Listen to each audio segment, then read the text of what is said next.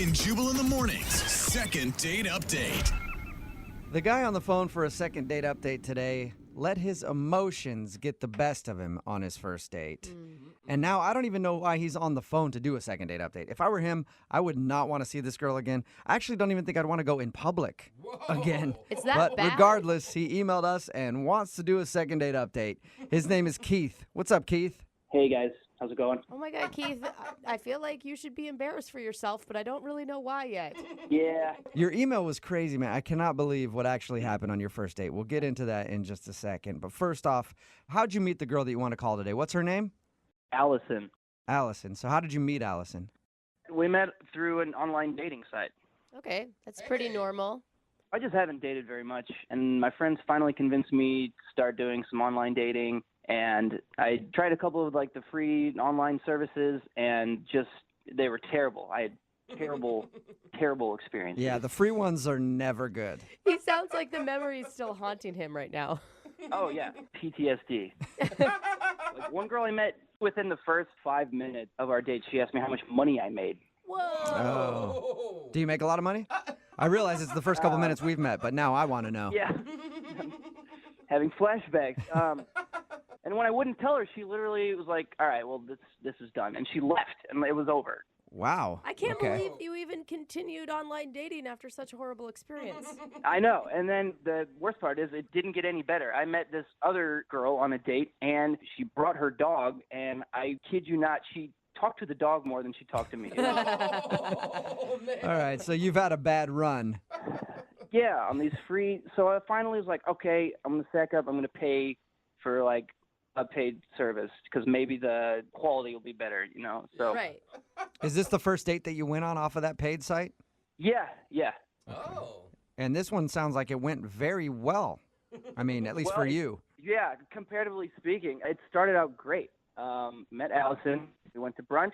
Oh, that's a fun date. Yeah, and just from the moment I saw her, instantly I knew like there was something there. She was gorgeous. I couldn't believe it. Is Okay, this and then now- right off the bat, she didn't ask you how much money you were making, or she didn't have a dog with her, so that's a plus. She's off to a great start.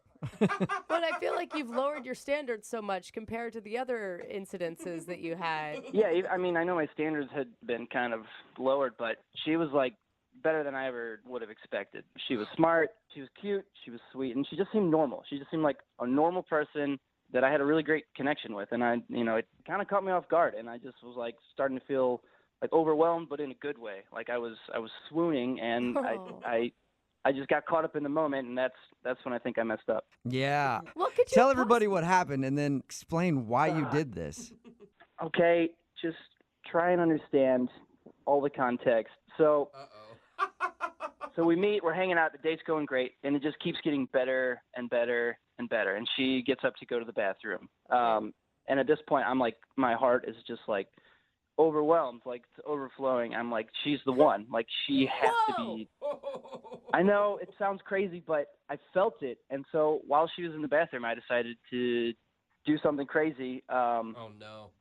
Yeah. So when she gets back, she sits down and she looks at me and she can kind of tell I have something I want to say. So I look to her and I say, look, I know we just met, but there's something I need to tell you. And she says, okay. And I straight up told her I wanted to spend the rest of my life with her. Whoa! Oh my God! Yeah. What are you doing? Like I'm breaking out in hives just even hearing that. And I love love. Yeah, no, I know. It sounds crazy, even me saying it right now. But I don't know. I just was in the moment. I couldn't help it. It's like I would have regretted it forever if I didn't. I made a ring out of a paper napkin, and I got down on one knee in the restaurant. And did everybody see this, or was it just you Oh two? yeah, people were like applauding. They were smiling. What did she do? She well, I could tell she was shocked. I don't think she saw that coming. No, I guarantee she didn't. Did she think that you were joking? No, I mean, she knew. There's no, like, I was dead serious. She could see it in my face. How did she react? Gosh. She was calm. She didn't, like, freak out, but she's kind of looked at me after everyone quieted down and was nice about it. And she was just kind of like, Keith, this is our first date. And What did you say to her? I was like, I know, but I just feel this, and I can't deny it. And she was like, I think I should leave, and then she left. Ugh. Yeah, because And- Keith, you sound crazy. Yeah. I'm just going to lay it out there. I mean, I know how I sound. Did she leave you right there in the restaurant by yourself? Oh yeah, I finished my eggs Benedict alone. Who wouldn't have left? You've got a crazy psycho stalker proposing to you within like the first hour of meeting someone. I mean that kind of thing happens, right? You've seen rom-coms. When you know, you know. And I really thought she felt the same way. What? Maybe she did. Maybe, you know what, she ran right out of the restaurant to shop for a wedding dress. She's been busy planning this whole time, and that's why she can't get back to him. Yeah, probably. That's What did she ever do to make you think that she thought that she should marry you and get engaged right there on your first date? Yeah, I mean that's a fair question. So when we were talking, I like to go to comedy shows, in my spare time, and I told her that, and she wanted to come with me. I've never met a single woman who was excited about. So that means idea of that. that you ask for her hand in marriage on a first date? Yeah, well, I guess I read it wrong. Whatever. Yeah. I'm guessing you haven't talked to her since this date. No, and I have tried very hard. Yeah. I know she's the one. That's the thing. And I should have just waited. I should have played it cool. Yeah. I should have held my tongue, but I couldn't. All right, well, Whoa. we'll play a song, come back, get her on the phone, and see if we can get you guys a second date, and then maybe you can get married after that date, okay? Oh, that would be amazing. All right, well, we'll get your second date update right after this. Hang on. Moving 92.5. Brooke and Jubal in the mornings. Second date update. You know what I'm hearing in today's second date update? Wedding bells. Oh my That's God. right.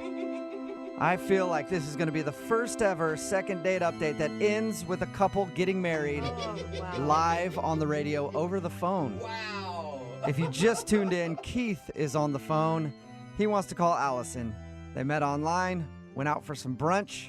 He got a little wrapped up in his emotions and actually proposed to her on their first date. And then she stormed out. He hasn't talked to her since. It's obvious why she's not talking to him because she thinks he's a weirdo who proposed on the first date. But Keith, here's my advice to you, man, before we make this phone call. If you fall off that horse, you get right back on. Oh. When we get her on the phone and you talk to her, propose again, Keith. Just keep proposing. She'll eventually say yes. Yeah, I'm not sure that's how that works, but I don't know, man. I think you should just go for it one more time. Keith, what's your plan here? Apologize? I mean, I've already apologized so many times on her voicemail and through text message, so I think she understands I'm sorry. Okay. I just want a chance to explain.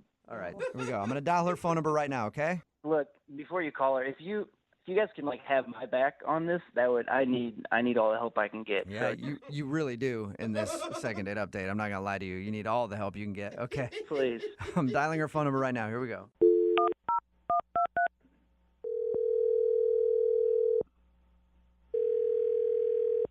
Hello? Hi, I was looking for Allison. Yes, this is Allison. Allison, this is Jubal from Brooke and Jubal in the morning. How are you? Good. How are you? I'm good. Who's this again? I'm sorry, I'm not. This is Jubal. I host the radio show Brooke and Jubal in the morning. I'm not sure what that is. Oh, okay, good. Well, it's a radio show. It's pretty much the only explanation I can give you there is a little bit of talking, a lot of crappy music, and we do a segment on our show called the Second Date Update. I'm assuming you've never heard of that either. Not familiar with it. You went out on a date recently with a guy named Keith. Oh boy. Yeah. Oh. Keith told us about your date. Oh really? What do you know? Do you know that he proposed to me?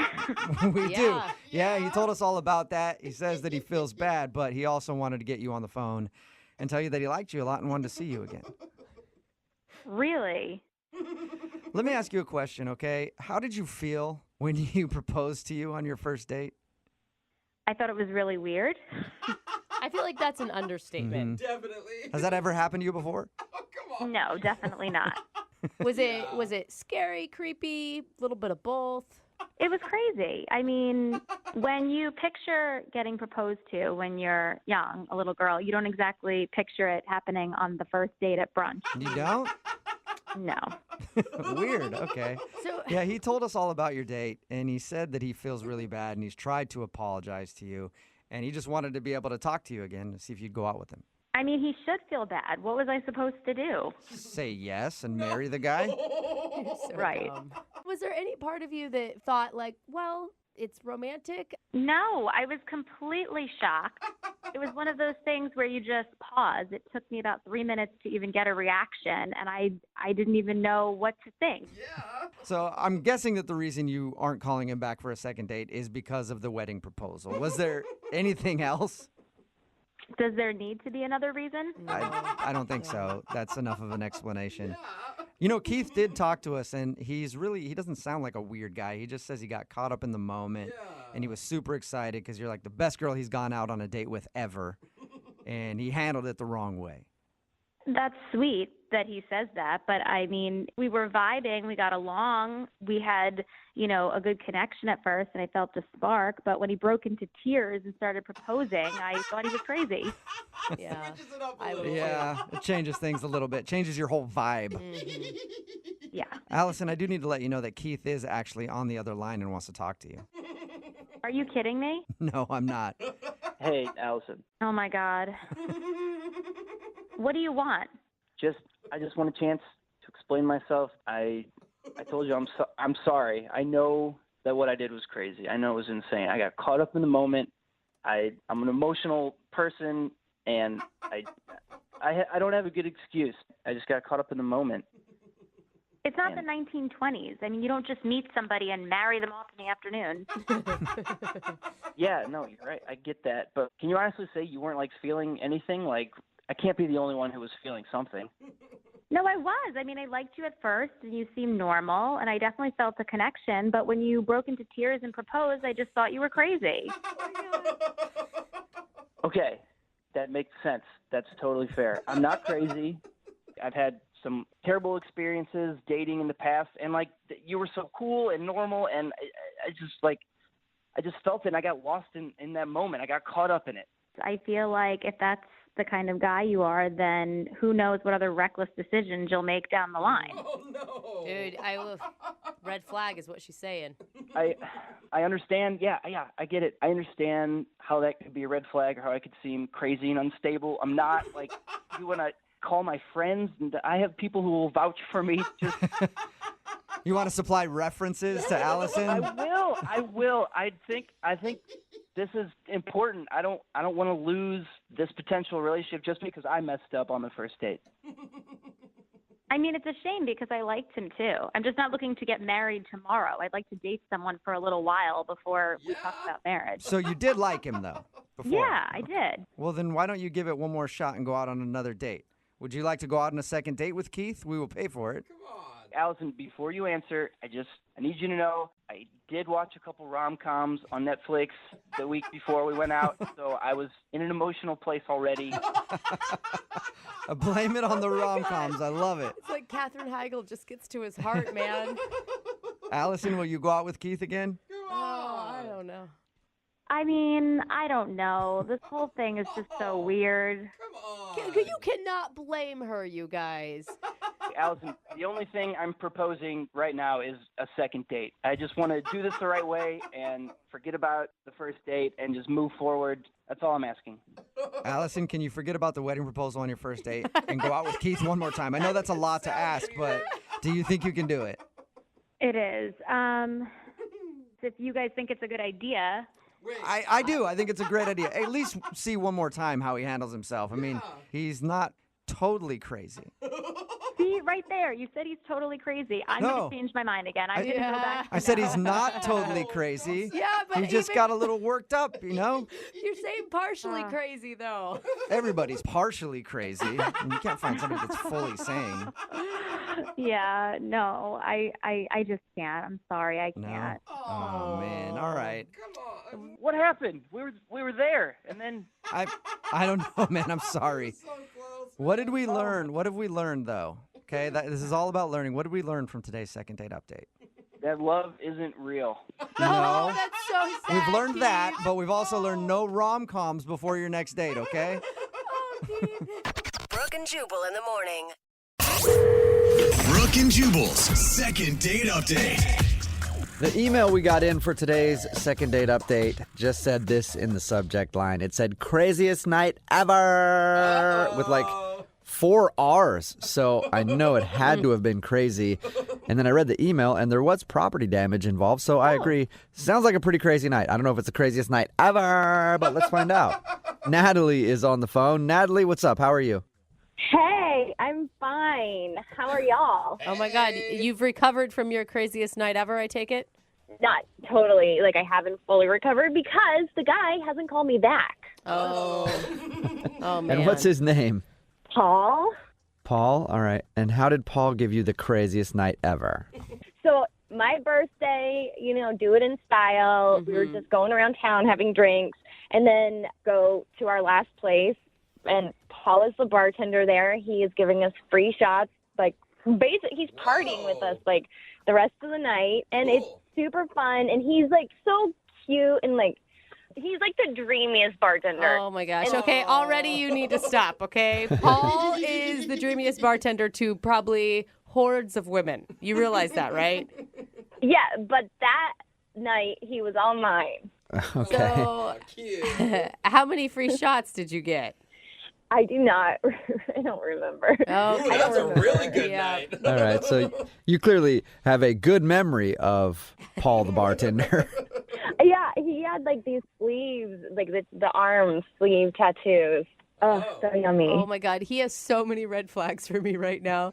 Like if you and I were best friends, I'd be like, leave it. Just let's move on. Like it was a Really? good night. Leave it as a good night. Well, I'm glad we're not best friends then, Brooke, because we had a great time. Okay. Okay. Well, tell us about the rest of the night then. How did you, I'm assuming you finally talked to him and got his phone number and all that. Well, yeah, we just stayed and hung out. The bar closed, and I asked him if he wanted to go home with me, and he was like, yeah. So we kicked it to my place. Ooh. Problem was I could not find my keys.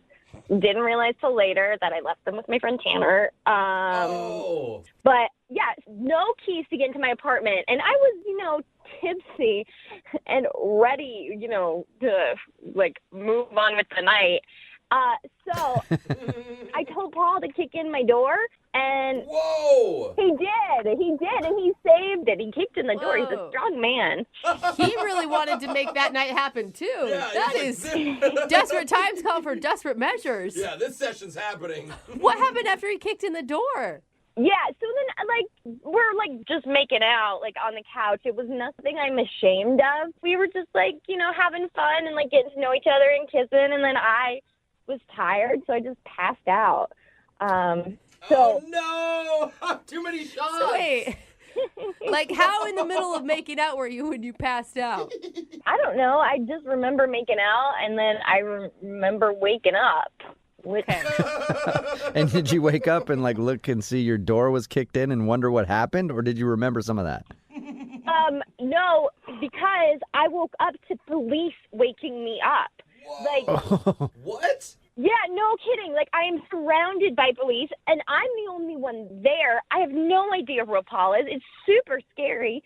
And then they put me in handcuffs. What? Why are we all shocked with this? A door got kicked in an apartment building. They walk in and there's a girl passed out on the couch. But why is she arrested? In your mind, Natalie, you're probably like, yeah, this party just got better. Hello, officers.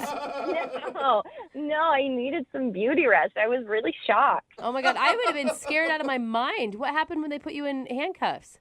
Well, I did not understand why. Because, why would I be in handcuffs in my own place? Turns out that it was not my place. It was my neighbor's place. We have these identical buildings, and I totally screwed up. You were hammered. Oh, no. I knew how to get home. I just miscalculated by a few doors. So you kicked my in the God. door to your neighbor's place and made out on their couch and fell asleep. Yeah. Epic night. You were so Yeah. drunk that you made out in someone else's apartment and didn't realize it was your own place? Yeah, best night ever. Isn't that crazy? Yeah. All right. You know what? I was a little skeptical when I saw your email saying it was the best night, craziest night ever. But now I kind of agree with you. That is definitely a crazy night. Yeah, it was totally crazy. But here's my problem.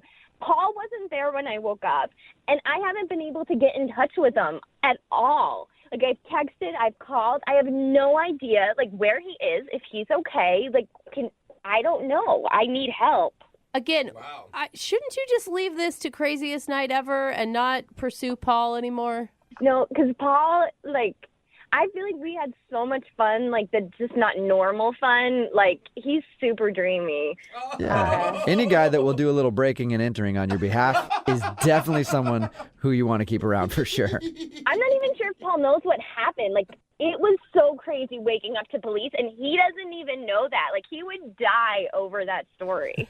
I will say, if I was Paul, I'd want to know that story. Yeah, me too. Yeah. All right, well, we'll play a song, come back, and then call him and get your second date update, all right? All right. Yeah. Hang on. Moving 92.5. Brooke and Jubal in the mornings. Second date update.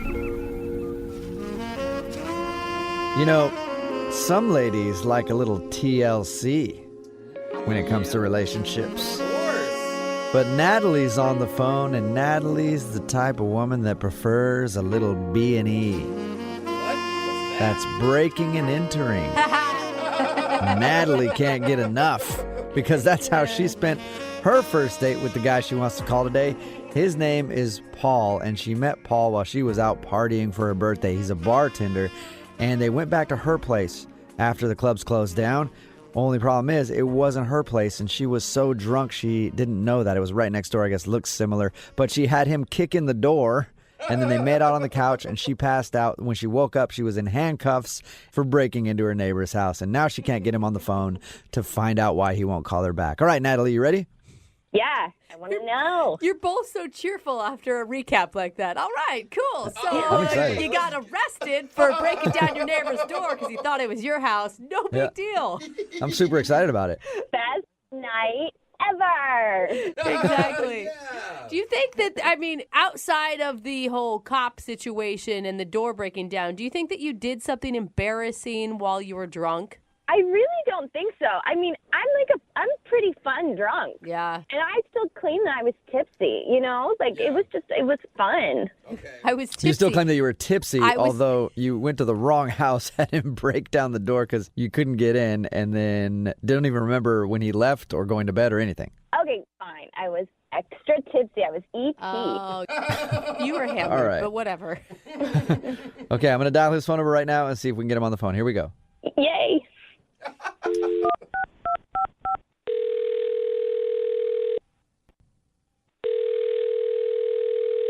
Hello? Can I speak to Paul, please? Yeah, that's me. Hey, what's up, Paul? How are you? This is Jubal from Brooke and Jubal in the morning. I'm assuming you probably don't know what Brooke and Jubal in the morning is because you're a bartender and you work late at night and we work early mornings. Yeah. What are you? Well, my name is Jubal and I host a radio show called Brooke and Jubal in the morning. It's me, and then Brooke is also here, Hey, Paul. and Jose is here as well. Hey, what up? Okay. Yes. So, why are you calling me? Well, because we actually got an email about you from one of our listeners. Who would that be? Well, it's a girl that you met while you were working at the bar. I guess you're a bartender? Yeah, that narrows it down. Yeah. Yeah, I meet a lot of women on the bar. We heard Yeah, you were I figured. a dreamy bartender. Well, I won't deny that. Okay.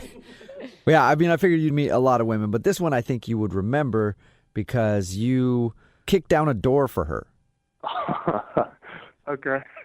That was Natalie. Yes, it was. All right. It was Natalie, and she emailed us and told us about your crazy night. She also said that you haven't texted her or called her back since then, and she's wondering why. Oh boy. Yeah, that was one of the weirdest experiences I've ever had. Okay, wait, I have to know. How long did you stay that night? Hold on. How much do you guys know? Well, we know that she was pretty hammered, and then you guys went back to her place, and she didn't have her keys, so she had you kick the door in, and then you made out on the couch before she fell asleep. That's all she told us. Yep. Okay. Well, yeah, it was going great. Everything, the date was fine, and she was pretty drunk, but, I mean, we made out, and that was it, and she passed out on the couch, so I put a blanket over her, and I left the apartment, and then in the morning, which was like 2-3 hours later, I checked back in on her with some coffee and a bagel because I knew she'd be pretty hungover. That's really nice of you. Well, thank you. I guess I am a dreamboat. Yeah. I'm like, maybe that may be the most shocking part of this whole thing to me. Yeah. So what'd you find? I'm outside the place with the coffee, and there's a ton of cops, and I'm asking this girl next to me, like, what happened? And she says that apparently someone broke into one of the apartments the night before. And you're like, oh, I think I know who that was. Yeah, that was me. So as soon as I heard what happened, I'm knowing, like, okay, they're all looking for me, so I probably shouldn't speak up or say anything about this. Yeah. So I just hung out and drank that coffee outside. And, Just to see what would happen next? yeah, well, actually, I was chatting with the girl who told me the story, and she was actually pretty good looking, and we hit it off pretty nicely, and I haven't said anything about that night to anyone until right now. Wait. Oh. You were hitting on the girl? Well, she was kind of hitting on me a little more, but yeah, we chatted outside for a bit, and we're still hanging out. We're still seeing each other. And she doesn't know the story? That's awesome. Yeah, does she have any idea? And so you've never told her that you were the one that kicked in that door? No, I was just a passerby on the street. Just checking it out. Just Yeah. Coffee and bagel in hand. And now you're dating someone that lives in the same building as Natalie. Yeah, pretty crazy, right? Oh my God, it got crazier. Yeah. Man, Natalie, I don't think is going to take this well. Well, I wasn't planning on telling her. Yeah, but unfortunately you kind of did because Natalie's actually on the other line listening and wants to talk to you. Come on. She is. Yeah. Oh, I can't believe this. Holy she's really there? Oh my God, I thought you were kidding. No. Nope. Sorry. I know you wish I was. Well, we're talking to some other girl. Who is it? Because I know just about everybody in my complex. Who is it? And they are not cute. Who is All it, right, Paul? I'm not getting them in trouble too. Look, you don't need to freak out. We're not even dating. You're not I'm my not girlfriend. freaking out. I just wonder you can't even call me back. What's the big deal? Send me a text. You were so drunk I didn't even know you'd remember me. Okay, I was tipsy and we had so much fun. Hold on. No, you fell asleep while we were making out. Yeah, because I felt really comfortable with you. That's what it was. Oh my God. That was the best line you maybe have said this whole time, Natalie. You felt so comfortable that you fell asleep mid-kiss. What's the big deal? It was my birthday. We spent my birthday together. That was special. Oh. It was so crazy. I literally was put in handcuffs. You would have died. Well, actually, I did see you in those handcuffs when they were walking you out of the building. But I don't know. I was having a pretty good conversation.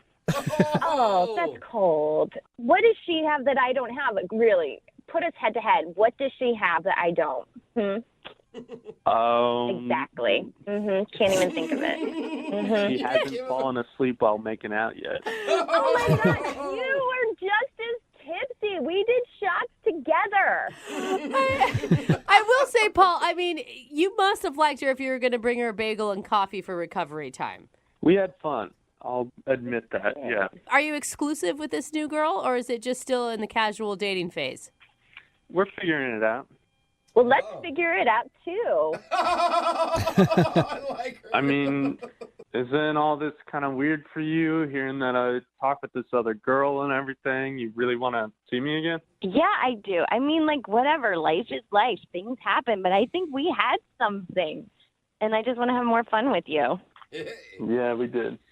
Oh, my gosh. Let's just hang out. We're All right. fresh. Yeah. I'd be down to hang out. I just don't think we should hang out around your apartment building. Oh my God, that is so All right, sketchy, well- Paul. Totally. And then, Paul, would you like to go out on a second date with Natalie? We'll pay for it. Oh my God. Oh yeah, I'm down. I told you. Ew, I knew it. I knew it. Red flags everywhere. We're gonna have some Yeah, fun. great. I mean, I'm down. We again though, like not around your apartment. Paul, is this because you broke down the door or because of the other girl? A little bit of both. Yeah. Brooke and Jubal in the morning. Text in at 78592 that says, well, that's going to end badly. It's Brooke and Jubal in the morning. Talking about today's second date update. If you missed it, Natalie wanted to call this dude Paul. He's a hot bartender. And they met up one night while he was working and then went back to her place and she was hammered and didn't have her keys, so he kicked in the door for her. She ended up falling asleep on the couch. The only problem is she was so drunk, she was at the wrong house. Yeah. And he kicked in the door and she fell asleep on somebody's couch. And then the cops came and it was a big ordeal. But we got him on the phone and asked him why he wasn't calling back because he had left before the cops showed up and all that stuff. But he said he was coming back and then he saw the cops there and he didn't go into the apartment area because he didn't want to get arrested for breaking and entering. And he ended up hanging out with somebody outside, one of her neighbors, and started talking to her, and he liked her a lot. But at the end of it, she's like, we can still link up because I guarantee you I'm better than my neighbor. Yeah. And he was like, okay, cool, but can't be at your apartment building. She's like, okay, that's fine, whatever. So. He is And I a like- wild card. I like how her reaction was like, who is it? Everyone that I live next to is ugly. Yeah. Like, my God, woman. Remember, if you want to do a second date update, all you have to do is email the show, and we will call the person who didn't call you back. Brooke and Jubal's second date update. Every guy has been there before. You sit down at a restaurant and you're hanging out, and then the waitress walks up and says hello, and you instantly realize that she initiated a conversation with you, so she must not- think you're no. attractive. Oh. So you throw her some smooth lines like, yeah, I'll take an electric lemonade, and you keep those coming, and there's a big tip in your future. Whoa. Just let them know that you're a power player. And a bad boy. Yeah. And then when you sign the bill, you leave like a 26% tip to let her know You stop that it. you are making the big dough. Yeah. And then you write your phone number on the receipt so she can call you later and you two can go out for a romantic evening. God, how could she say no to that? Exactly. And that's exactly what happened to Mary Ellen, who's on the phone right now. She was serving a table and some dude hit her up. And now he's not calling her back and she's wondering why. He's You not actually, calling? you actually fell for that? I usually don't, but this guy seems different. Was he as smooth as I described or was it even better?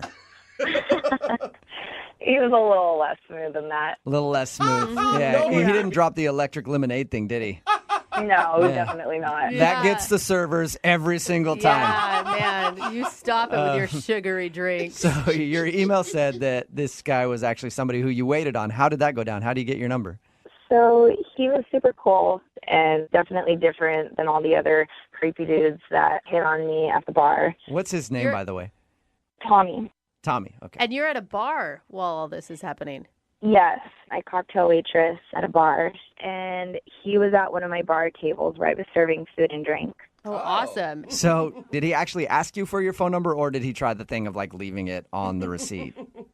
No, he actually did ask me at the end, and he did it really respectfully, and this is the only time that I've ever actually went for it. What did he say specifically? He said, I'm sure this happens to you all the time, but you seem like a really cool girl. You've done such a good job of taking care of me, and I would love to take you out on a date if I could give you my number and you could, you can call me if you decide to do that. No pressure. Oh, That all sounds look nice, at- except for the yeah. you've done a really good job taking care of me part. That kind of creeped me out a little bit, I got to be honest.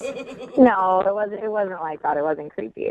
Yeah, it was like, it was his turn to take care of her for a night, is the way I read it. Okay. Plus, he dropped in that nice compliment in the beginning about how this must happen to you all the time because you're so sexy. Absolutely. All right. And what did you guys do for your date? I love to go dancing, and one of my favorite DJs was in town, so we decided we'd go to his show. Oh. And, yeah, which I was really excited about. And on my way there, to meet him. He texts me Mm-hmm. and says that he needs to reschedule. Ooh, that sucks. While you were on your way to the club? Wow. Yeah. He said it was for an emergency. Okay. So do you think, because as soon as you said dancing, I'm like, well, that's kind of risky with the guy. Like, either guys are into it or they're very adamantly against dancing. I know that. I realize that about guys. And when we were trying to decide what we were going to do, he let me choose. And I said, well, I really like to dance. Is that something you like to do? He said he loves to dance. Oh, good. So he said he actually liked it, but then he canceled on you right before you got there. Yeah. I'm surprised you even want to do a second date update with him. Well, I haven't even told you the worst part, you guys. We set up a second date, and he canceled. What? He canceled on you Like, twice? last minute? Twice. And you still want to call him? I don't know. There was something about him. There was something different the day that I served him, and then the next time we spoke over the phone, it was just a really good conversation, and he just didn't seem like other guys. He is hot, isn't he? He's really hot. He's hot. Okay, but listen, are you the only one in this conversation right now that believes that maybe he actually had 2 emergencies? You know, I thought about that. That dawned on me. I don't know if maybe he's got a girlfriend or a wife. Like, I don't know. I'd like to get to the bottom of it. I'd like to know, and I don't understand why he wouldn't just say something or, not pursue me. You just want to find out why he's blowing you off twice. Something's up. Yeah. Okay. And rude. How did you respond to him after he ditched you the second time? The second time he canceled on me, he did give me a day in advance notice. So, Oh, that's nice. No wonder. Oh, Yeah. Jubal. yeah. No wonder you want to call him. Gentlemen. I was annoyed, but at least I wasn't on my way there and hadn't wasted my time. Yeah. Right. So, and you haven't heard from him since he canceled that second time? We've texted back and forth a couple times, just like really short words. And I just want to get to the bottom of this. I want to know if there's another woman in the picture or what his deal is. Okay. Well, we'll play a song, come back, call him, and get your second date update, all right? Great. Thank you. Okay, that's before, I'm going to cancel on you right before we do it. Just, just hang on, okay? Moving 92.5. Brooke and Jubal in the mornings. Second date update. I'm about to use some very strong language. Uh-oh. So be prepared. Whoa. Okay. I am baffled. Stop it. Yeah. No. Befuddled. Almost. Yeah. That's the strong You Yeah. didn't tell me to close my ears, I'm Jubal. sorry. I just had to say it. Very confused about why the girl for the second date update today is not getting a call back. Her name is Mary Ellen. She's actually on the phone. And Mary Ellen, I'm sorry you had to hear that. It's okay. Yeah, but I just don't get it. If you're just tuning in, Mary Ellen works at a bar. She gets hit on all the time by dudes, which happens. Yeah. And normally she turns them down, but she actually said yes to a guy named Tommy, and they'd been texting back and forth to go out on a date. But twice he's blown her off. Wow. One, when she was on the way to the date. Yeah. She wanted to go dancing. Some DJ that she really likes was in town, and he texted her right before saying, I'm not going to make it. And the other time was they scheduled a makeup date, and he canceled the day before. So she's wondering why he would cancel on her. And I'm wondering the same thing. How does a cute waitress get blown off twice and then still want to do a second date update? It's all Well, turned that, around. that probably makes her feel better, Jubal. That's what's confusing me so much, Mary Ellen. Yeah, me too. I'm confused. I just want to get to the bottom of it. Now, and you sound pretty pessimistic. Like you were saying, maybe he's married. I mean, what if he actually has a legit excuse? You do want to go out with him, right? I mean, yeah, I do want to go out with him as long as he doesn't cancel on me a third time. Oh, that is a good point. All right, well, if you guys agree to a second date after this whole thing, we'll make sure it happens right now. We won't let him off the phone until you two are together in the same space, okay? Yeah, that sounds like a good plan. Okay. Well, here I go. I'm going to dial his phone number right now. Okay.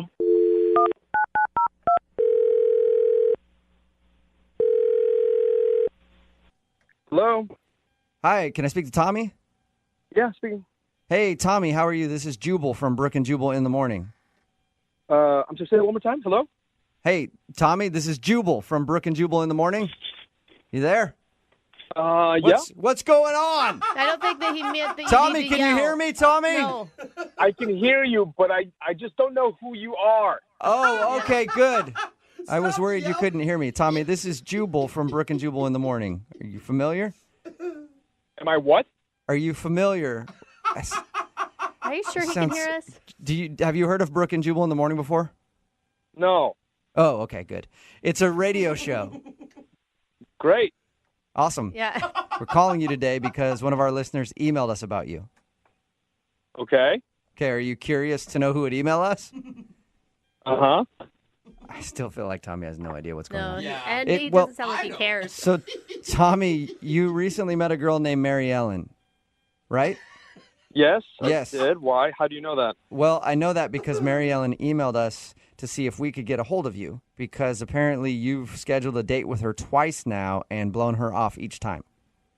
Okay, is that what she said? That's what she said. Yeah. And so we're getting you on the phone to find out why you keep blowing her off. To be honest with you, I've just been really conflicted about it. And why is that? She thinks, just so you know, that you're probably either married or have a girlfriend. No, I am Wait. not. Is that a nervous laugh because you're lying to us, or is that a nervous laugh because you're surprised she thinks that? No, I swear to God, I definitely don't have a girlfriend or a wife. Okay. That's a so good start. We got that out of the way. Why won't you go out on a date with her then? Why do you keep scheduling and then bailing? It's my own insecurity, to be honest with you. I just didn't feel comfortable with it when I thought about it. Male pattern baldness? Is that what it is? Hey, women are okay with that. No, I'm not balding. Okay. Okay. Oh, you said insecure, and that's instantly where I went. I was like, he's got to be balding. No, that is not the case. Oh. How can you be insecure? You're the guy that walks into a bar, asks a hot bartender out, and she actually says yes to you out of the thousands of guys that hit on her all the time. To tell you the truth, I'm not usually that impulsive, and I only did that because I really was drawn to her. Mary Ellen is really interesting. She's really lovely, and I thought she was great, and I still think she's great. Sounds like the kind of girl that you want to blow off while she's on the way to a club to meet you. Usually when you describe somebody like that, you're like, I can't wait until they just get right to the door of where we're supposed to have a date and then tell them I'm not showing up. Listen, in all sincerity, I know that in the end she probably wouldn't be happy with this. Why? So, What is wrong with you? all right, so you want to hear the whole truth then? Yeah, that'd be great. I'm assuming she probably does too. We talked on the phone for quite a while the night that we met, and it was great. It was a really wonderful conversation. And after I got off the phone with her, I looked her up on social media, and I thought she was a lot older than she actually is. Okay. She's 23. All right. Okay, what's wrong with that? It's kind of young. How old are you? I'm 42, and I'm divorced in a couple of years. Okay, so you're almost 20 years older than her. Yeah. And that bothers you? Yeah, some girls like that. Most guys are like, what's the issue? yeah, jackpot. It's not me, it's for her. I don't want to do that to her, if that makes any sense. You don't want her to date a geriatric. Yeah, in so many words. Thank you, yes. But come on, I mean, shouldn't you leave that up to her? She's going to have to explain this to, her friends that we go out with and her family, like meeting her parents. Like, I never for a million years thought that I would ever be that guy, that gets the parents. I can see what you mean there a little bit. It would be awkward to be 20 years older than the girl that you're dating and be like, okay, I've officially become like midlife crisis man. Yeah, but if you guys have a real connection and you think that she's sophisticated and intelligent, then why not? I think that's kind of a simple way of looking at it, and it is really a lot more complicated than that, especially on my end, Okay, wouldn't you be curious to find out what she thinks?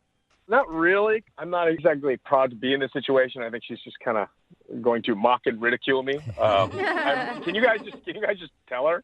Okay. Well, how about I just tell you that you actually kind of told her because she's on the other line listening and wants to talk to you.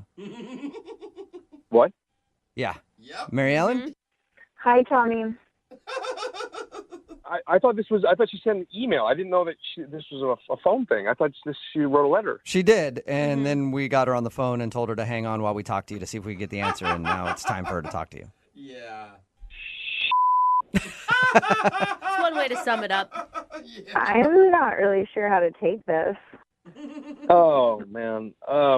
Did you hear the whole thing? Did you hear everything? Yeah, you don't look 42. That's a a nice compliment. thing. Yeah. Kind of. You don't look 23 Wait a minute. at all. I don't know how to take that. I mean, you said I look a lot older. No, What does no, a lot no, older no. mean? No, I didn't mean like you look old. I mean you look like a woman. Oh. Whoa. You look like you've been Hey. experienced, Yeah. Mary Ellen. A real woman. Okay. I just mean you look more mature. Not and you sound more mature. I didn't mean to think that you look like some old broad. I'm not saying that at all. No, you're amazing and you're beautiful actually. And when I was 23, you would be the one I would dreamt about. I tell you what, Mary Ellen, if I were 20 years younger, the things we'd do. You Mary weren't even born. Does it bother you that he's 42? I mean, I'm just surprised that he wouldn't have told me that ahead of time. In all fairness, I didn't think I had to. Like, I had no idea. I mean, like, when you looked me up on social media and you found that out, you could have texted me or said something, like given me the respect at least to say something so that I'm not sitting here wondering and trying to figure out what's going on. I'm sorry. I've never been in this situation, and I honestly was really desperate to avoid having this conversation because it's really awkward. Here we are. But wasn't it kind of a clue when she said her favorite DJ was in town and she wanted to go dancing that she wasn't 35? All right, so now you know why I wanted to cancel. Oh. All right. So you're like, who's this Tiesto guy? I knew, like, if I was going to go there that night, that I was just going to embarrass myself. Hey, man. Like, this doesn't sound like Jimmy Buffett at all. Raise the This roof. is terrible. I'm not that old. Come on. Tommy, you're not a parrot head? A parrot head. No, he's more of a Grateful Dead guy. I just wish that you would have given me the option and the choice of whether or not I wanted to go out on a date with you because of your age. Well, Tommy, how about this? Would you like to go out on a second date with Mary Ellen? We will pay for it. Come on, what could it hurt? You know what, though? She can't really make this decision. And I don't mean this to say in any condescending way, but you don't know what I know. Like, I know what you're going to discover. You're going to discover that I go to bed really early compared to you. You're going to discover that I like going to bed at 9 o'clock at night. And, Can I interject here for a second? Honestly, I can't drink. Oh, sorry, go ahead.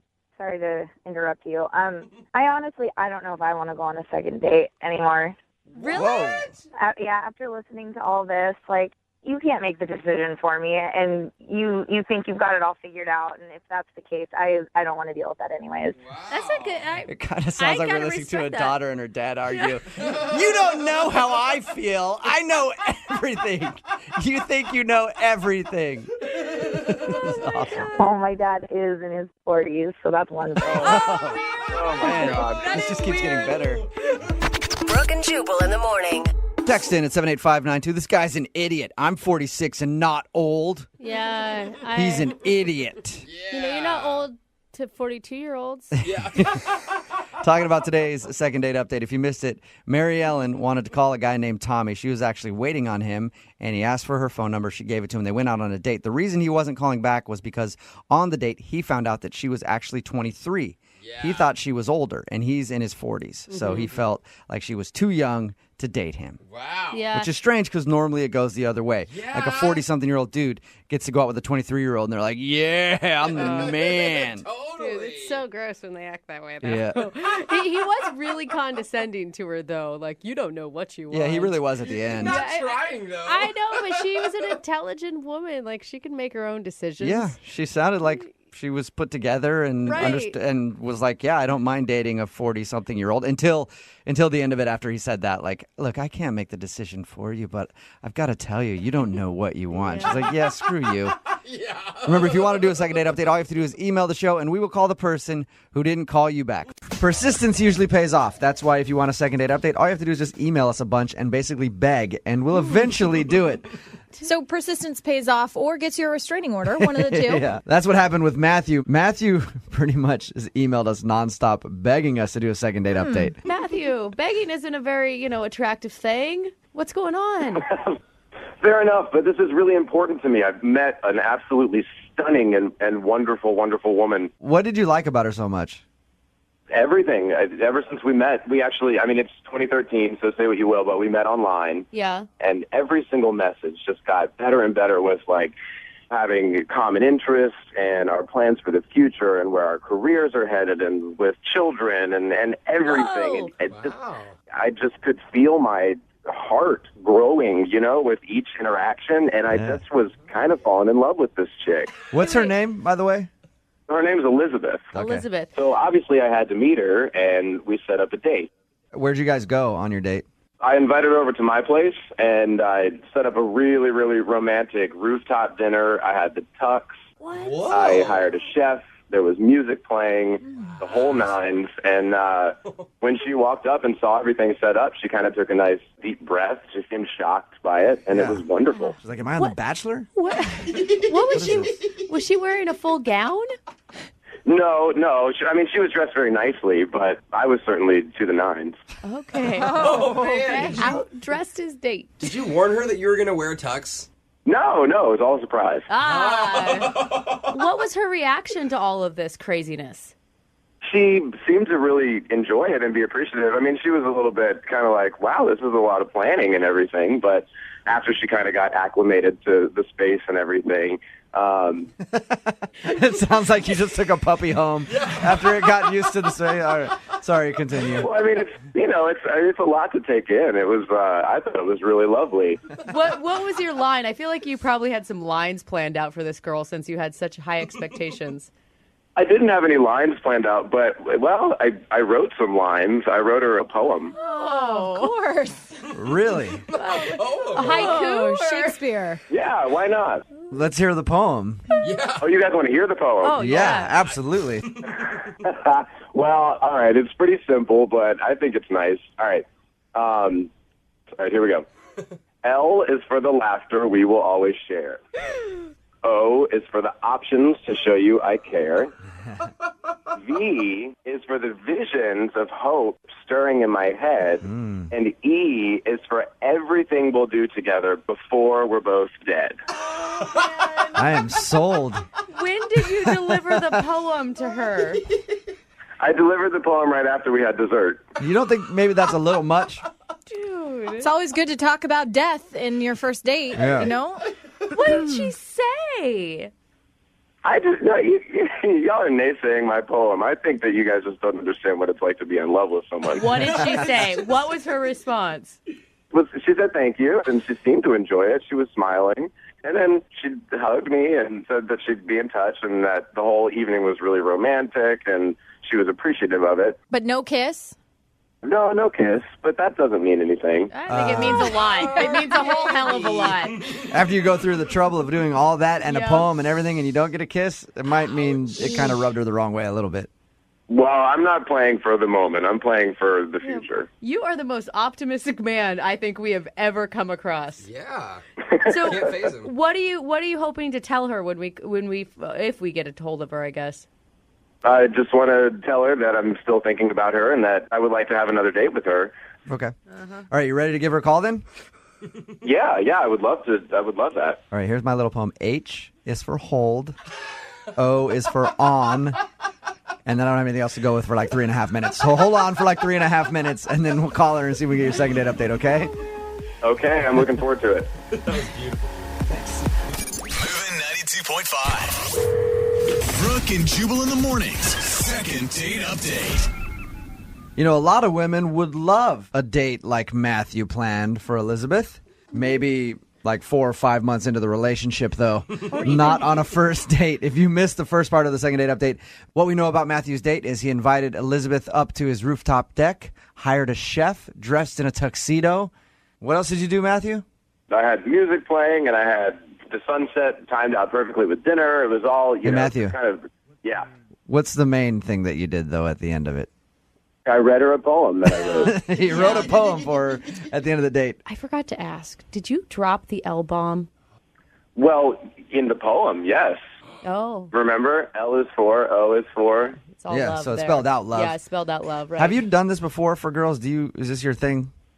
I mean, like I said before, I'm looking for someone for the future, and this person seems to be on the same lines of planning and everything. Can't argue with a man that knows what he wants. Yeah. All right. You ready to give her a call? Yes, absolutely. Before I do this, I just want to make sure I'm not like violating any kind of restraining order by doing this. No. All right. Because he lies. Hold on, okay?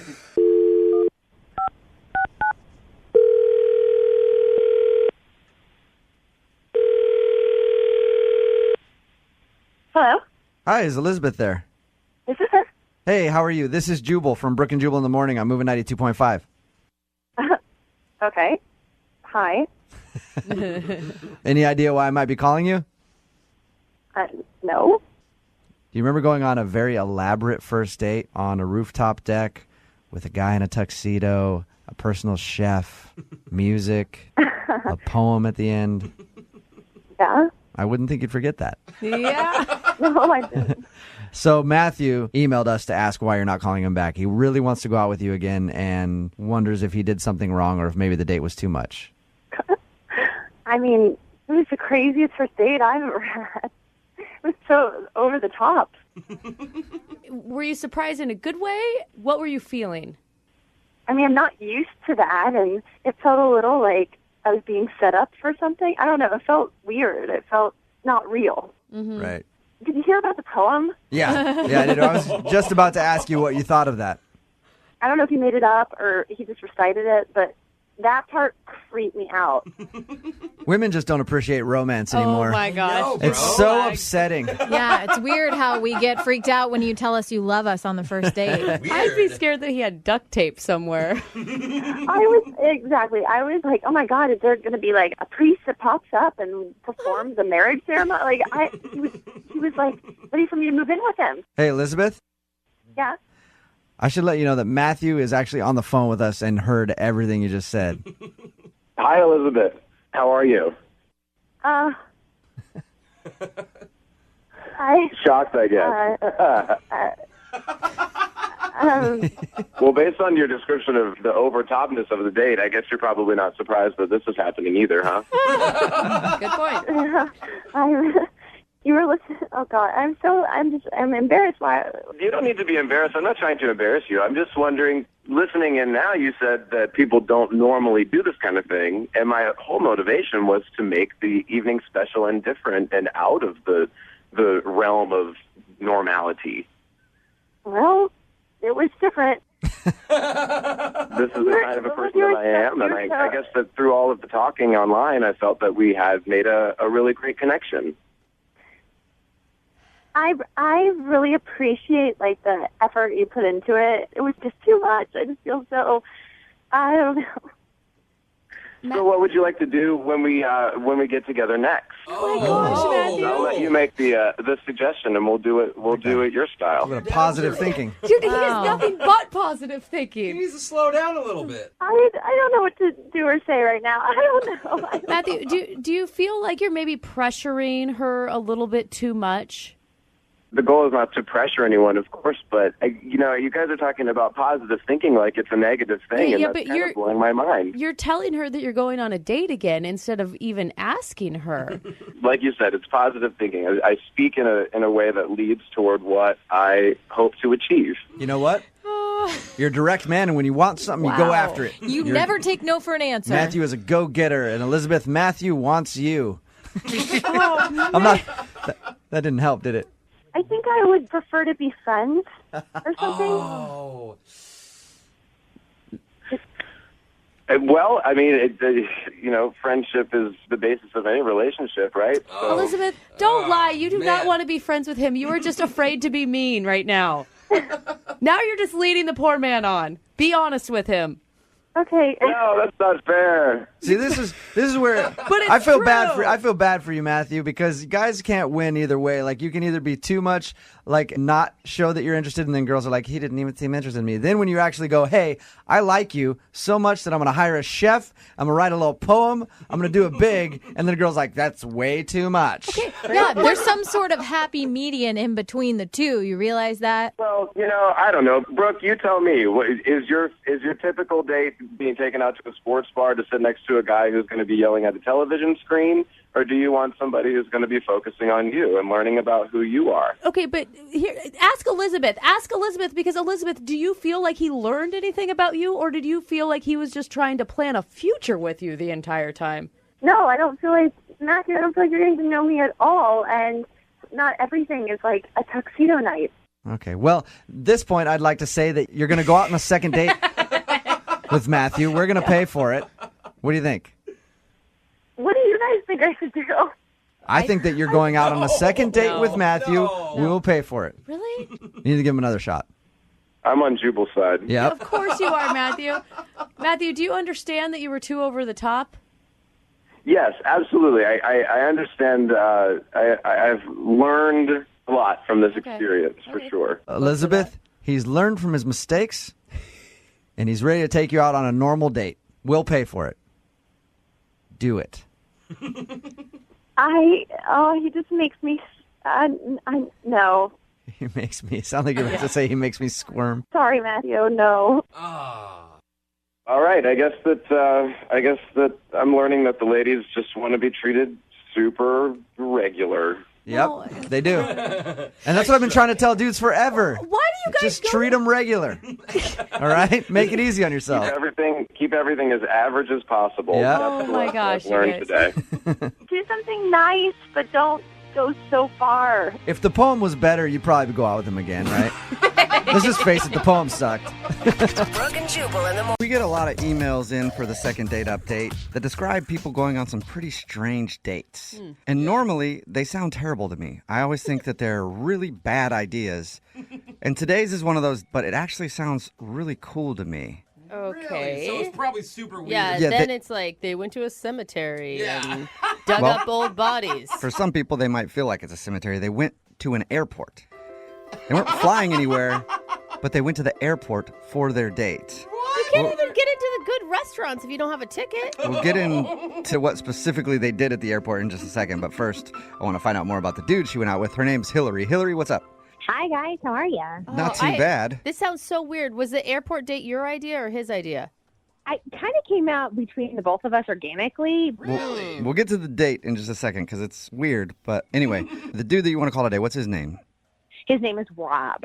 Wob? Oh, you sound With a W? Yeah, it sounded like that. Wob. Rob. Rob. Okay. Yeah, I don't know. My name's Jubal. I can't judge somebody if their name's Wob. So I thought that's what his name was. How'd you meet Rob? I met Rob online on all my dating sites. Okay. And what struck you about him? Well, we had been talking for, about 4 weeks online. And through that, he has a really sarcastic sense of humor, and so do I. So we were just able to kind of have a good time going back and forth. Okay. And you chatted for 4 weeks is a long time before you actually go out. Yeah. You want to kind of take your time getting to know somebody before you kind of meet in person. Plus, I'm a single mom, so that's something that I'm very cautious about before I meet somebody in person. Well, and you have 1 day available in the next 6 months to actually probably hang out. Right. That too. Okay. So you guys finally connected, and now I want to hear about your date. So, kind of we were going back and forth, and we were a little bit bored with just the typical coffee date or dinner date because it's kind of an interview style, and we had already got to know a lot about each other beforehand. So we thought it would be cool just to meet at the airport and people watch and make up stories about them and their life and where they were going and where they were coming from. So okay. I love it. So you went to the airport to judge people. A little bit. Yeah. Okay. Look at it. I'm in airports all the time. I love the airport for that specific reason because there's so many different stories in there and you don't know where people are going, and I like to make up things in my head too. It'd be fun to do it with somebody else though. Yeah. And we went specifically to the arrivals gate. So there was a girl there that was holding up a sign. She hadn't seen her boyfriend, and the story we made was that she hadn't seen her boyfriend in 6 months, so she was all dressed up and had this sign and had a home-cooked dinner. Oh, that's so cute. Yeah. We were there because we wanted to see the people that were happy to see people coming, people that were frustrated wherever they were going. Yeah, that's the other thing too. So many pissed off people walking out of the airport. So wait, how was your time with him though? Did you get to know him better through this process? I did a little bit. Obviously seeing somebody in person and enjoying their mannerisms is you don't have that opportunity over the phone. So that was cool. He looks like his pictures. But yeah, it was fun. It was fun to see how I felt being around him in person. I started to get a little giddy and girlish. I kept hitting him in the arm. So I was like, why am I hitting this guy? You're like, oh my God, I'm in 3rd grade all over again. Yeah. No, we had a really great time, but there was kind of an awkward thing that he said, but what did he say?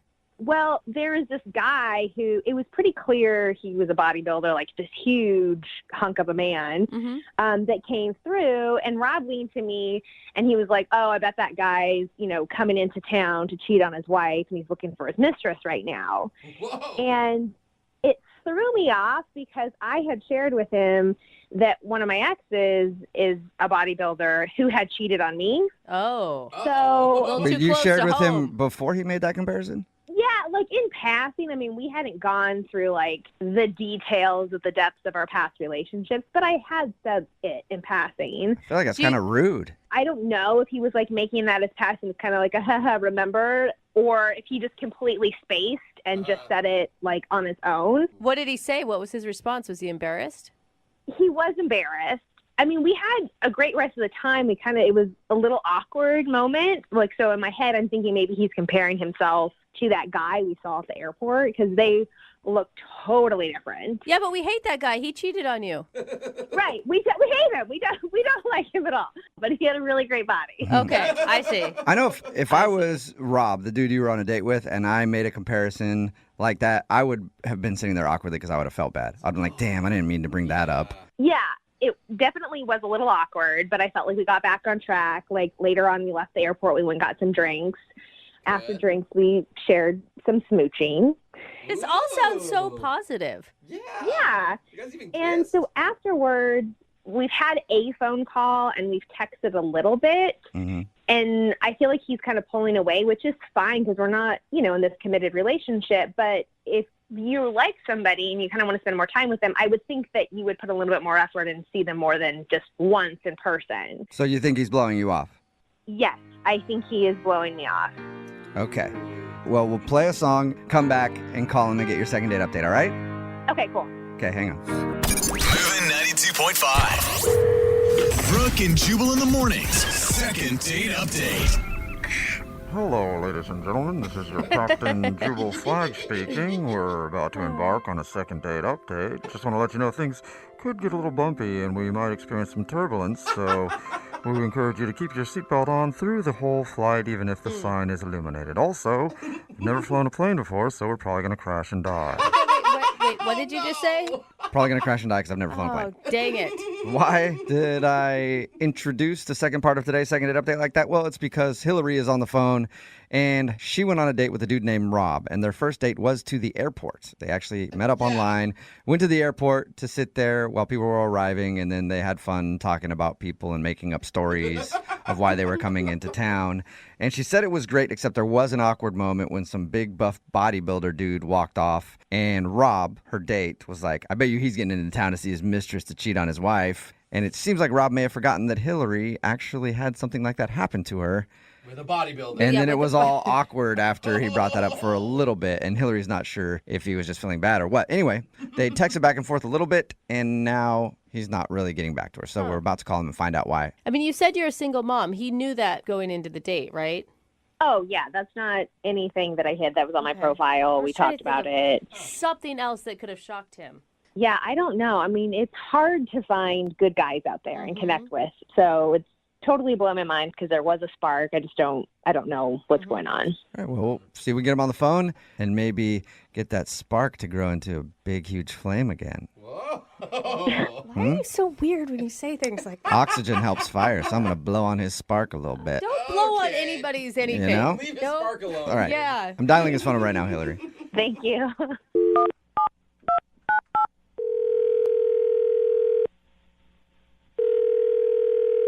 Hello?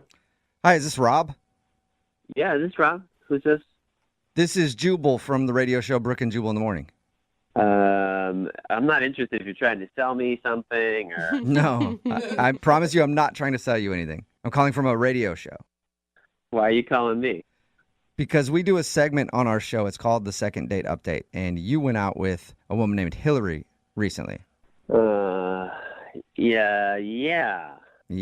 Oh, wow. Okay. What a positive response, Rob. So Hillary emailed us and told us about your date, and we said that we would try to figure out what happened. Do you have a minute to talk about that? I guess so. Okay. Yeah. Well, she said you've texted a little bit and you've talked a little bit on the phone. Are you blowing her off? I mean, yeah, I guess so. I mean, Now I that don't you know bring how it to say up. this, but yes, I am. It sounds like, I mean, from her description, you guys had a lovely time and a great connection. We did. I mean, Hillary's, she's a really cool lady, and I liked spending time with her that day. I just don't really see a future with us, though. Can you tell us why? She really wants to know. I mean, I don't want to hurt her feelings. This isn't probably the best place to, get into that. Yeah, but it's the place she chose to do it. Before anybody does a second date update, we always tell them they might hear something they don't want to hear. Yeah. And she sounds like a really strong, confident woman. I mean, even if you do hurt her feelings, I don't think you're going to destroy her or anything. Yeah, she is. You're right. Okay, every time we've been in contact, it hasn't been so good, like every time. What does that mean? Yeah. So when we met on our date, she brought a box of Girl Scout cookies because she has a daughter who was selling them. And so I'm like, yeah, okay. And I bought a box. Uh-huh. Okay. But, like, every time we've talked, like in the phone call and in all the texts, like, she brings up the cookies every time. Do you want another box of cookies? Would you like more cookies? It's like, enough of the cookies, She's just trying to sell you Girl Scout cookies nonstop. What? Every time we've talked. So wait, you already bought a box and then she wants you to buy more? Yeah, I mean, I've never dated anyone with a kid before, but I tell you what, if they're in the Girl Scouts. I mean, I love kids. That's not a big problem. But if they're in the Girl Scouts, I'm not interested. Okay, wait. Like a scam. Rob, maybe she's just using it to, I don't know, have something in common with you because you obviously enjoyed the Girl Scout cookies, like a way to jumpstart conversation. Listen, we've talked on the phone once, and we've texted numerous times, and every single time she's bringing up these damn thick mints or whatever they are. I don't even know what they are. Thin mints. Thin mints. But I wish they had thick mints too. Yeah, they should. So she's just like a crazy Girl Scout mom. Oh, well, hey, you called her that. I would never call her that, okay? You said that, not me. I'm just saying I don't want any more cookies. Okay. Well, Rob, we can give her that information because she's actually on the other line listening and wants to talk to you. What? No, that's not true, Hey. is it? Yes, it is true. Hey, Rob. It's Hillary. Hey, Hillary. Well, I didn't know the Girl Scout cookies were such a prominent part of our conversations. I'm sorry for that. Oh. But who doesn't love Girl Scout cookies? So that's a little weird. Always selling. I do like any kind of cookies, but I don't want boxes and boxes and boxes of them. I mean, wait. First, hold on a second. It's only seasonal that these things are ever sold. So it's not like this is something that you would be buying over and over and over and over again. So most people like to buy a lot of boxes and put them in the freezer because they love them so much. They want to hoard them throughout the year. We have people that are asking us over and over again, do you have more Girl Scout cookies? And so I kept giving you the opportunity if you wanted to buy more. We had more before we sold out. Oh, I was very aware that you had cookies. I mean, Hillary, even one of your texts, you were like, my daughter's going for the record in sales. It'd be great if you bought a whole bunch. Oh. I'm like, as Girl Scouts, it's a really great thing because it promotes leadership, it promotes community and self-worth. So that's something that I want to support that. Yeah. But yeah, there's prizes if you're the top seller in your troop. And I just didn't know that you hated the Girl Scouts. I don't hate the Girl Scouts. You said that. I never said that. But you bought one box. I mean, who buys one box of Girl Scout cookies? Somebody who only wants one box? Rob, that's ridiculous logic. I think you have to buy 10 at least every time. At least. Oh, so you agree with that, Hillary? Hillary's Okay. got me wanting to buy cookies right now. You are a good saleswoman, Hillary. I literally have 3 more boxes left. So if you want them, let me know and I can get Okay, them. well, let's do that later. It's Let's going focus on fast. trying to get another date with Rob, Hillary. Remember the goal. Wow, I feel like you haven't given the cookies a fair shot. Think of the cookies. Hillary, are you still interested in going out with Rob again? I'm torn. torn because I feel like if it really was the cookies, why didn't he say something about that ahead of time? Because literally now I feel like an idiot that I've been going on and on and on about these cookies. But you guys realize if you would have met outside of Girl Scout cookie season, none of this would have been an issue, and you would be on a second date already, maybe a third or a fourth by this time. Exactly. Thank you. Yeah, until Girl Scout season comes around again, and then I'm hanging out with a car salesman trying to make quota. Wait, but then we would have been together for a whole year, and you would have fallen in love with me and fallen in love with the Girl Scouts and understood what this is all about. You would have been peddling cookies too, is what she's saying. Exactly. You wait 1 year, and you're going to be hawking those things like nobody's business. I don't know. Maybe you guys are right. Maybe I'm missing something. I have no idea. Okay, well, Rob, do you want to try to find out? Would you like to go on a second date with Hillary? We'll pay for it. Jeez. Hillary, we got along really great in our date. And how about when Girl Scout cookie season ends, we'll get together? Hey, that's a compromise. Rob, if you can't take me during Girl Scout cookie selling season, I don't think we are a fit. You can't handle me at my worst. You don't deserve me at my best. I'm kind of with you on that one, Hillary. Exactly. Wait a second here. So you called a radio station to call me to see if we'll go out again. And I agreed, even with the damn Girl Scout cookies, and you said no? Because Girl Scouts for life. Like, you can't just cut that off during a season. And the fact that it was this big of a deal to you, like, I can't move forward with that. Oh. What am I supposed to tell my daughter about you, that you don't support her hopes and dreams? Wow. I bought a box of cookies. So I did. A box. 1 box, Rob. 1 box. Nobody does that. Yeah, I don't know exactly what just happened, but yeah, we won't go out. That's fine. I don't care. Okay. Okay. Well, Hillary, I'm sorry you didn't get a second date, but at least you know why now. Yeah, I mean, that's fine, whatever. But from what we were talking about earlier, I do still have those 3 boxes if anybody is interested. Just email us. We'll see if we can get those 3 boxes I'm sold in for if you. they're Samoas. Brooke and Jubal in the morning.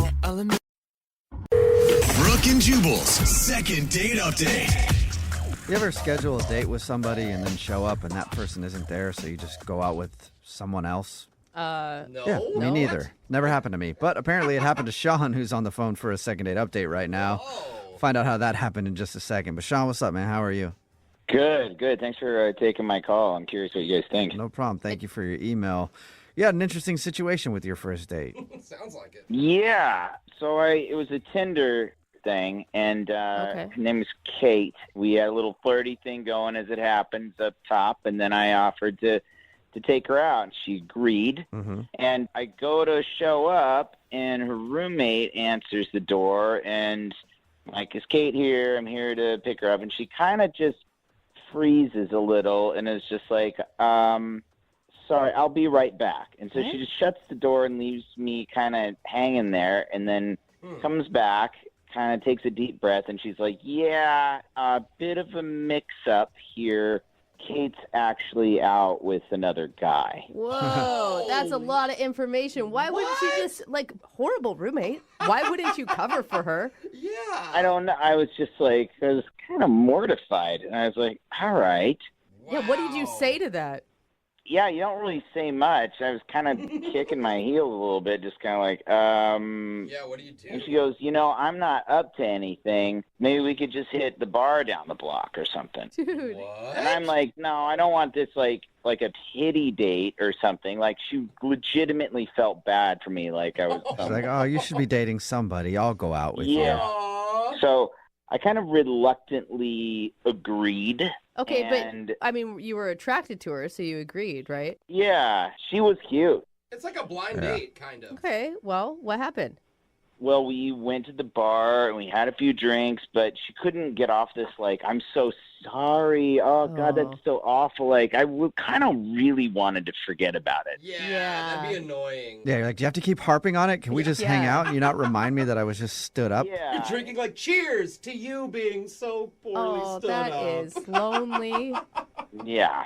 So I was doing what I could to kind of change the subject, and she would just go right back and be like, again, I'm so sorry. And I'm like, yeah, okay, it's fine, you know. Yeah. And then she even said, I bet Kate's not having as much fun right now as she would be with you. Like, I'm sure the guy that she's out with is worse or something. It's worse. I mean, I was going to say that's a nice compliment to be like, she was complimenting you, like, you're fun to hang out with. But if she put it that way, like, maybe that guy's worse than you. It would be hard to be worse than you, but maybe. Like, you're pretty bad, but God, you should see what she drags home from Tinder. Yeah, I mean, Kate is terrible taste. Yeah, God, Kate. I mean, I thought that this woman was like, I don't know, maybe attracted to you, and that's why she offered. But it really, I mean, I think you're right. It really does sound like it was out of pure pity. Well, it did get better from there. In another attempt to change the subject, I asked her if she wanted to play a game. Oh. And she perked up and she was like, sure. And I was like, all right, it's called Put It in the Hole. That game? It's on a first date. Yeah. Too. And it's not a very complicated game. You just take whatever bar food is near you and you throw it in each other's mouths and you get a little further and further away. Oh. Okay. And the people sitting around you hate you because they keep getting hit by pretzels in the head, but that's cool. Hate is an understatement. We cleared the bar out. All right. So it's just you and her playing Put It in the Hole in the bar. Jesus, sounds so bad. And just like screaming if you get it in the hole, like, yeah! Like you won the Super Bowl. Right. It turned out to be like a totally like fun activity that we had because we were drinking and we were laughing and we were even like having a conversation about real things like while we were hurling food at each other. Dude, that's cool. And so, I mean, it turned into like we're having the time of our lives in this really weird way. So I got it in my head to make a move on her. Uh-oh. Okay. The way you worded that sounds like it didn't go over well. Well, I don't know. So she caught one, right? And I was like, I don't think that went in. Let me look. And so I approached her, and then when she let me look in, I kissed her. Oh. So you kissed her, like, gaping open mouth? When she wasn't expecting it? Kissed her hole? Yeah. Yeah, her mouth hole. Yeah. All right. Did she like that?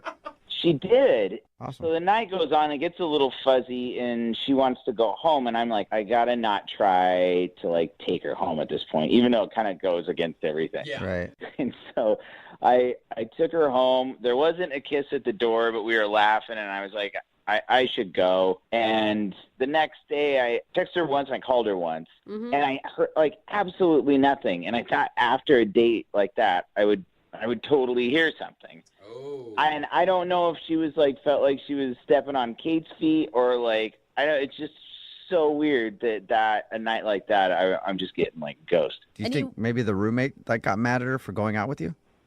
Well, that is the theory that I just said. So good job. Okay.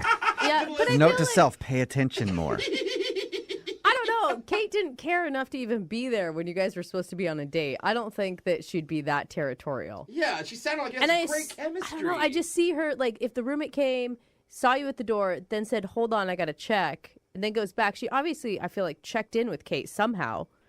Yeah, I think so, but I don't know for sure. All right. Well, I'll play a song and then come back and call her and get your second date update, okay? Awesome. All right, hang on. Moving 92.5. Brooke and Jubal in the mornings. Second date update. Right in the middle of a second date update, and if you're just joining us, Sean is on the phone, and he was supposed to go out with a girl named Kate, but that never happened. He showed up to Kate's apartment, and she was actually out on another date with a different dude. Yeah. So he ended up hanging out with her roommate. Sean, what's her name, by the way? We never got the roommate's name. Chelsea. Chelsea. Okay, so he ended up hanging out with Chelsea all night. He said that they had a really good date, but now she's not calling him back. Sean, have you thought about the possibility that maybe you got catfished? Oh, wow. I didn't even think of that. I have entertained that. It just doesn't add up to that, but I guess it's possible. Like fake pictures and everything else, and then you show up and she acts like she's the roommate. I don't know why. Right. But Really smart. But why would she catfish you and then not call you back? I don't know. Like, that's pretty rude. You get stood up. Yeah, she would have just not gone on the date if she wasn't interested, right? Right. I mean, I don't get why to set up that whole sting and then do it this way, you know. Oh, weird. Well, it's shrouded in mystery. Hopefully we can figure it out for you. I'm about to call. Chelsea's the one we're calling, not Kate, right? Yeah, I did. I never went out with Kate. Yeah, I know. Yeah. I know. I'm just starting to get names confused now. That's more for me than for anybody else. All right, so I'm about to call Chelsea right now and find out why she's not calling you back. You ready? Yeah. Okay, here we go.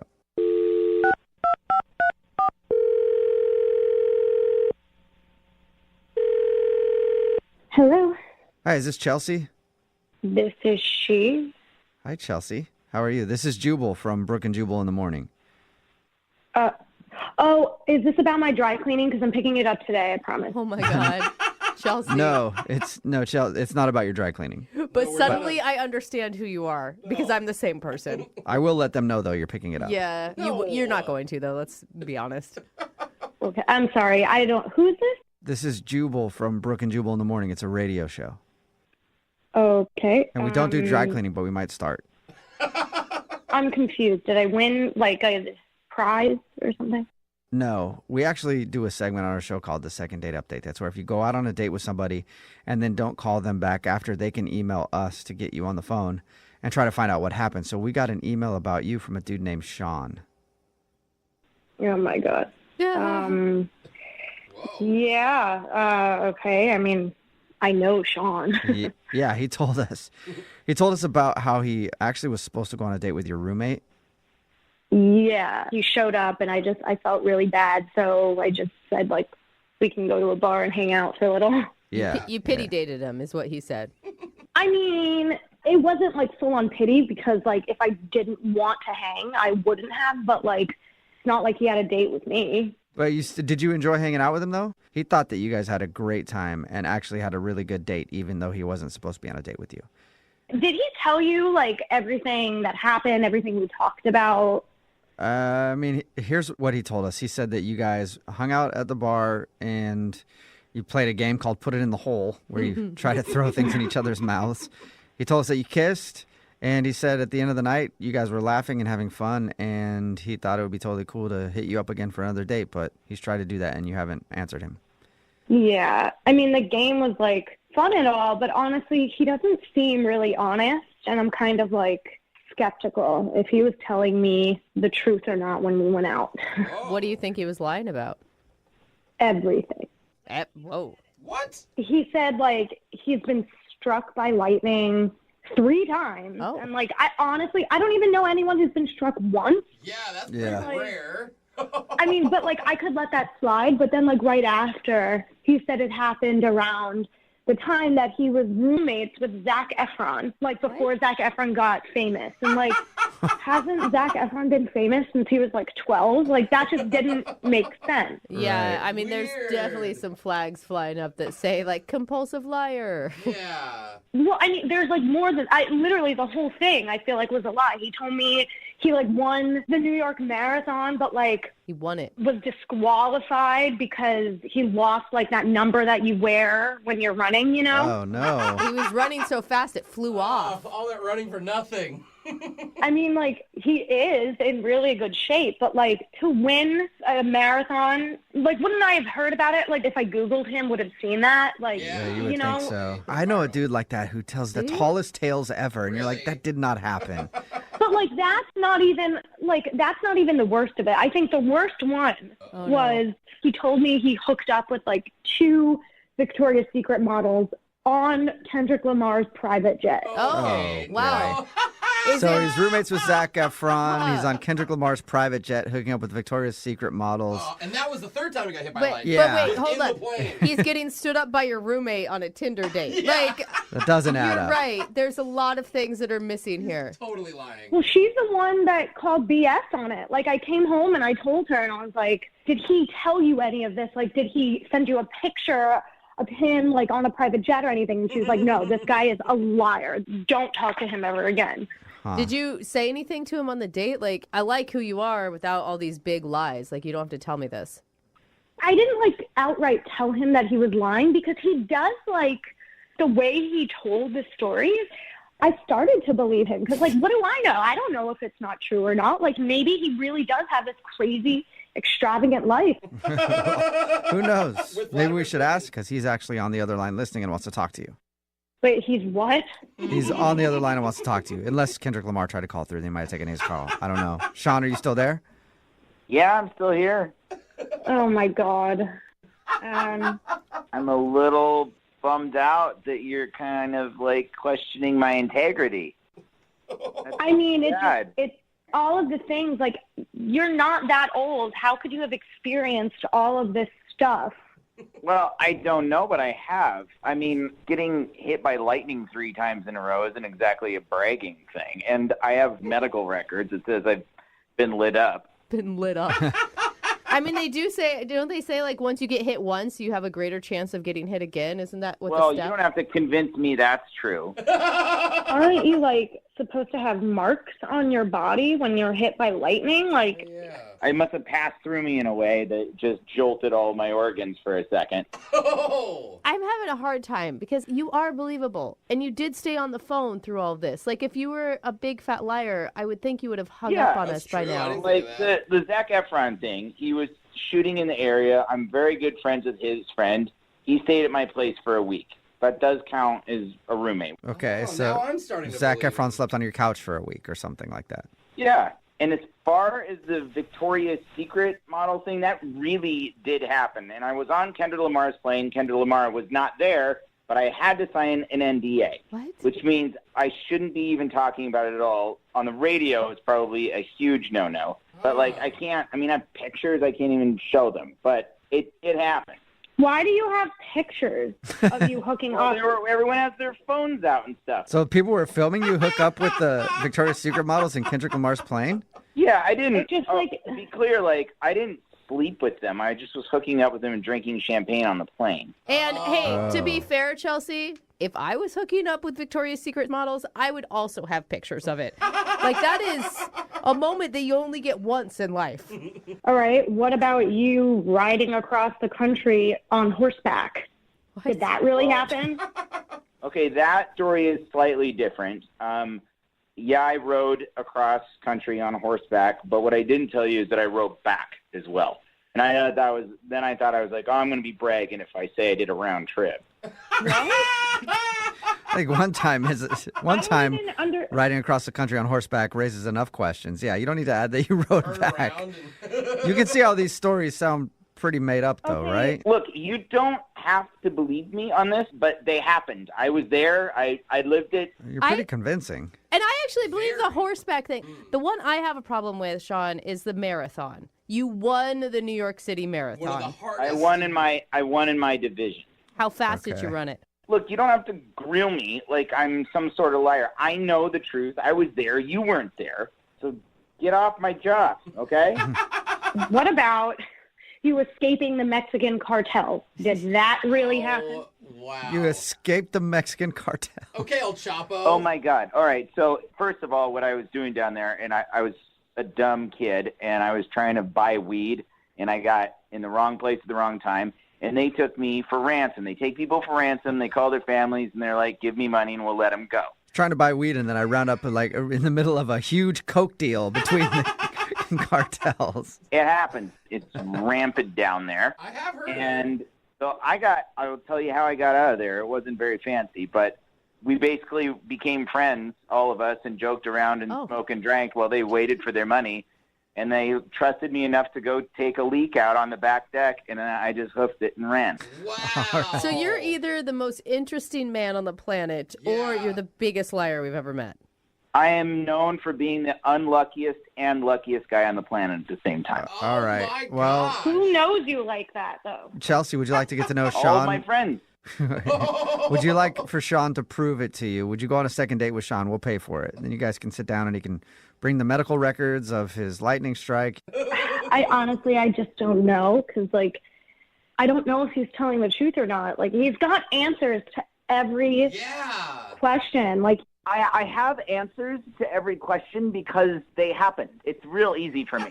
Think about this. I've been going around telling people that I went on a Tinder date and that the date wasn't even there, but I took out her roommate. Like, that's already, like... Yeah, weird stuff happens to you, man. You're an excellent liar, Sean. I commend you. Jubal's jealous. Yeah.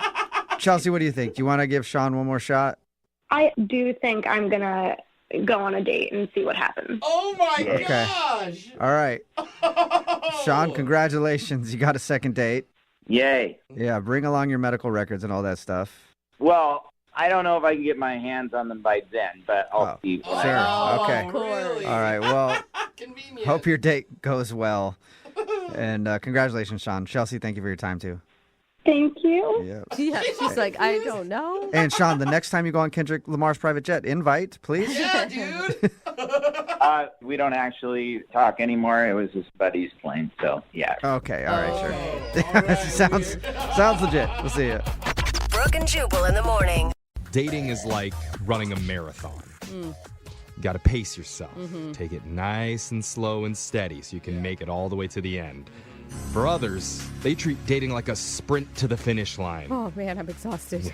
Weird, the finish line is located in my bed sheets. Oh, wow. But Dee Dee, who's on the phone with us for a second date update today, she decided to turn her dating life into a full-blown decathlon. Uh-oh, what does that even mean? She got sponsors, hydration stalls set up. Okay, so she's pro. Oh, yeah, she did. All and right. You'll understand what I mean in just a minute. But first, let's meet our decathlete. Dee Dee, welcome to the show. Hi, guys. God, I feel honored. It's like we have a true Olympian on the phone right now, Dee Dee. Oh my God. Thank you. I didn't really look at it like that, but now I feel really accomplished. Yeah, you should be really proud of yourself. So tell us a little bit about why you called in. Okay, so I got divorced recently, and it was just finalized, and I was refusing to date until it was actually final. Okay. And now that it is, my friends, they've been pressuring me to get back out there. Yeah. And a couple of them have been doing this thing called the 10 for 10 challenge. Have you guys heard of that? No. No, what's that? What is it? Okay, so you go on 10 Tinder dates with 10 different guys 10 days in a row. Whoa. That just sounds like the normal Tinder life. No way, that sounds exhausting to me. It's a lot, quite honestly, but at the same time, I have a bit of a competitive spirit, so I decided I was going to do it. I haven't been on a date in almost a year at this point, so. Okay, so if you're calling us, I'm guessing you didn't win the competition. Well, I mean, I at least finished the race. Okay. So how many of these guys are we going to be calling today? Well, we're only calling the one, but in order to get to 10 dates, I told a little bit of a white lie on my profile and said that I was a yoga instructor because I thought, that's just a step below acrobat on the sexy scale, I know. And men are so predictable, aren't they? Oh, we love all yoga of a pants. sudden, so you're flexible, girl? Yeah. You got a lot of yoga pants. I almost put I'm flexible, and then I was like, that's too much. Yeah. So I'm assuming a lot of quality options hit you up. Well, I mean, it was really more about volume than anything else. You're like the 7-Eleven of dating. You just want a lot of people through the door. Honestly, I think it was my most honest, genuine Tinder experience because I didn't even read profiles. I was like, for once in my life, I'm using this app for what it's supposed to be for. Okay. Mindless swiping. So which one of the 10 guys did you actually connect with? Well, this guy, he was date number 8. So I was pretty sick of dating at this point. Yeah, things were looking pretty bleak. Yeah, but number 8 was awesome, so awesome that I actually told him the truth. Wait, you told him about the 10 for 10 or that you were divorced? Or there's a lot of truths here. Oh my God, no. I did not tell him about the 10 for 10. In fact, thank you for reminding me. Please don't say that to him. I want to call him, but I don't want him to know that he was number 8 of 10. I thought that's what you came clean about. You told him about the divorce? No, I told him I'm not a yoga instructor. Oh, God. There were so many things on our list there. No, and he knows I'm divorced. That was no secret. But no, I didn't tell him about the 10 for 10. I just figured he was really sweet, and I'm going to tell him the truth because I want to see him again. And he laughed it off. No big whoops. Everything was fine. But Wow, what a good guy to be able to look past not dating a yoga instructor. You don't find a lot of guys like that these days. I would have got up and left. Okay, well, to be fair, I am very flexible. Good to know. So what were some of the highlights with Tony? You know that montage in Ferris Bueller where they go to the museum and it's all artsy and deep and so it felt like that. I felt like a grown-up date. I don't really remember that montage. I'm going to be honest. It was like the kind of date you see in the movies. Usually my dates are more we go and eat something real quick, maybe smoke something, and that's it. Maybe watch a movie. But this was like a date. Like you were looking at art. So yeah, did you go to museums then? Is that what you're saying? Yeah, we walked around downtown, and then we went to the museum, and we're holding hands. I think that's why I got so mushy. Cute. Ooh. I like that. You danced in the parade as it went by. I've seen that Ferris Bueller movie. We almost ran into his dad. It was super tense. Yeah. I think that in some ways, holding hands is even more intimate than like kissing someone. Really? Oh my God, you This don't. is what I'm saying. I just got divorced. We hated each other, but we still slept together occasionally because we're human beings and we have needs. But we have not held hands in like 6 years. See? All right. Okay. So how did the date end? It was just really sweet, you know? Honestly, I maybe gave him a little more info than he needed on a first date because, like I said, I did get really kind of mushy. Like, we were holding hands. It felt like we were had been together for a while. So I started talking about my actual job or job that I'm trying to get, I guess. I'm an aspiring author. I'm a writer. Cool. I'm not yet published, so I'm sort of in that, like, super broke, not sure if I actually have any talent phase of my career. It's very stressful. Like, I have to tell myself every day that, like, this is my purpose. I'm born to do this, but I don't have any evidence yet. Totally. A classic artist. So what do you think went wrong on the date? Why do you think this guy isn't calling you back? I'm a woman, so, like, my first thought is he met someone he'd rather have sex with than me. But my second thought would be that I think I may have frightened him off and maybe come off a bit crazy because I did, lie on my profile about the yoga thing, and then I got a little bit vulnerable, let's say, talking about my career. May have got a little bit misty for a moment. Too much too soon. Yeah. Guys don't like Misty. So They love moist, but not misty. Yeah. Now that's a bumper sticker. yeah, you're speaking my truth here. All right, Dee Dee. I like you, Dee Dee. Well, we're going to play a song, come back, and call Tony for you and get your second date update, okay? Okay, everybody cross your fingers and your toes, please. Okay, got them all crossed. All right. Hold on. Moving 92.5. Brooke and Jubal in the mornings. Second date update. If you're just joining us for today's second date update, we're on the phone with Dee Dee, who's FD and DTD. What? Freshly divorced and down to date. I don't think that's what that was. I'm pretty sure that's a Okay. popular saying that all the teens are using nowadays. Yeah, put that in your profile, Dee Dee. You'll get some swipes. Yeah, the 19-year-olds are big into the divorcees. Oh, yeah. A lot of the divorced teens are using this now. Anyway, Dee Dee's friends got her to try something called the 10 for 10 challenge, which is where you go out on 10 Tinder dates over 10 days with 10 different dudes. Yes. Wow.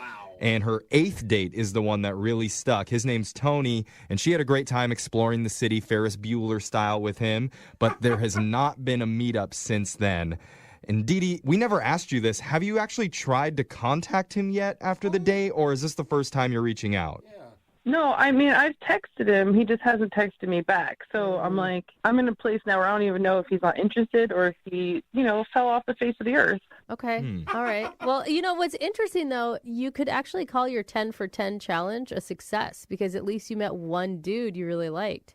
I was looking at it as a success because I actually put up with all 10 of them. Like, I didn't give up. Okay. You persevered, and that's all that matters in the dating world. I was like, I held on to hope in the face of no hope at all. All right. All right. All right, we're going to keep that positive attitude going, and we're going to give Tony a call for you and get your second date update, all right?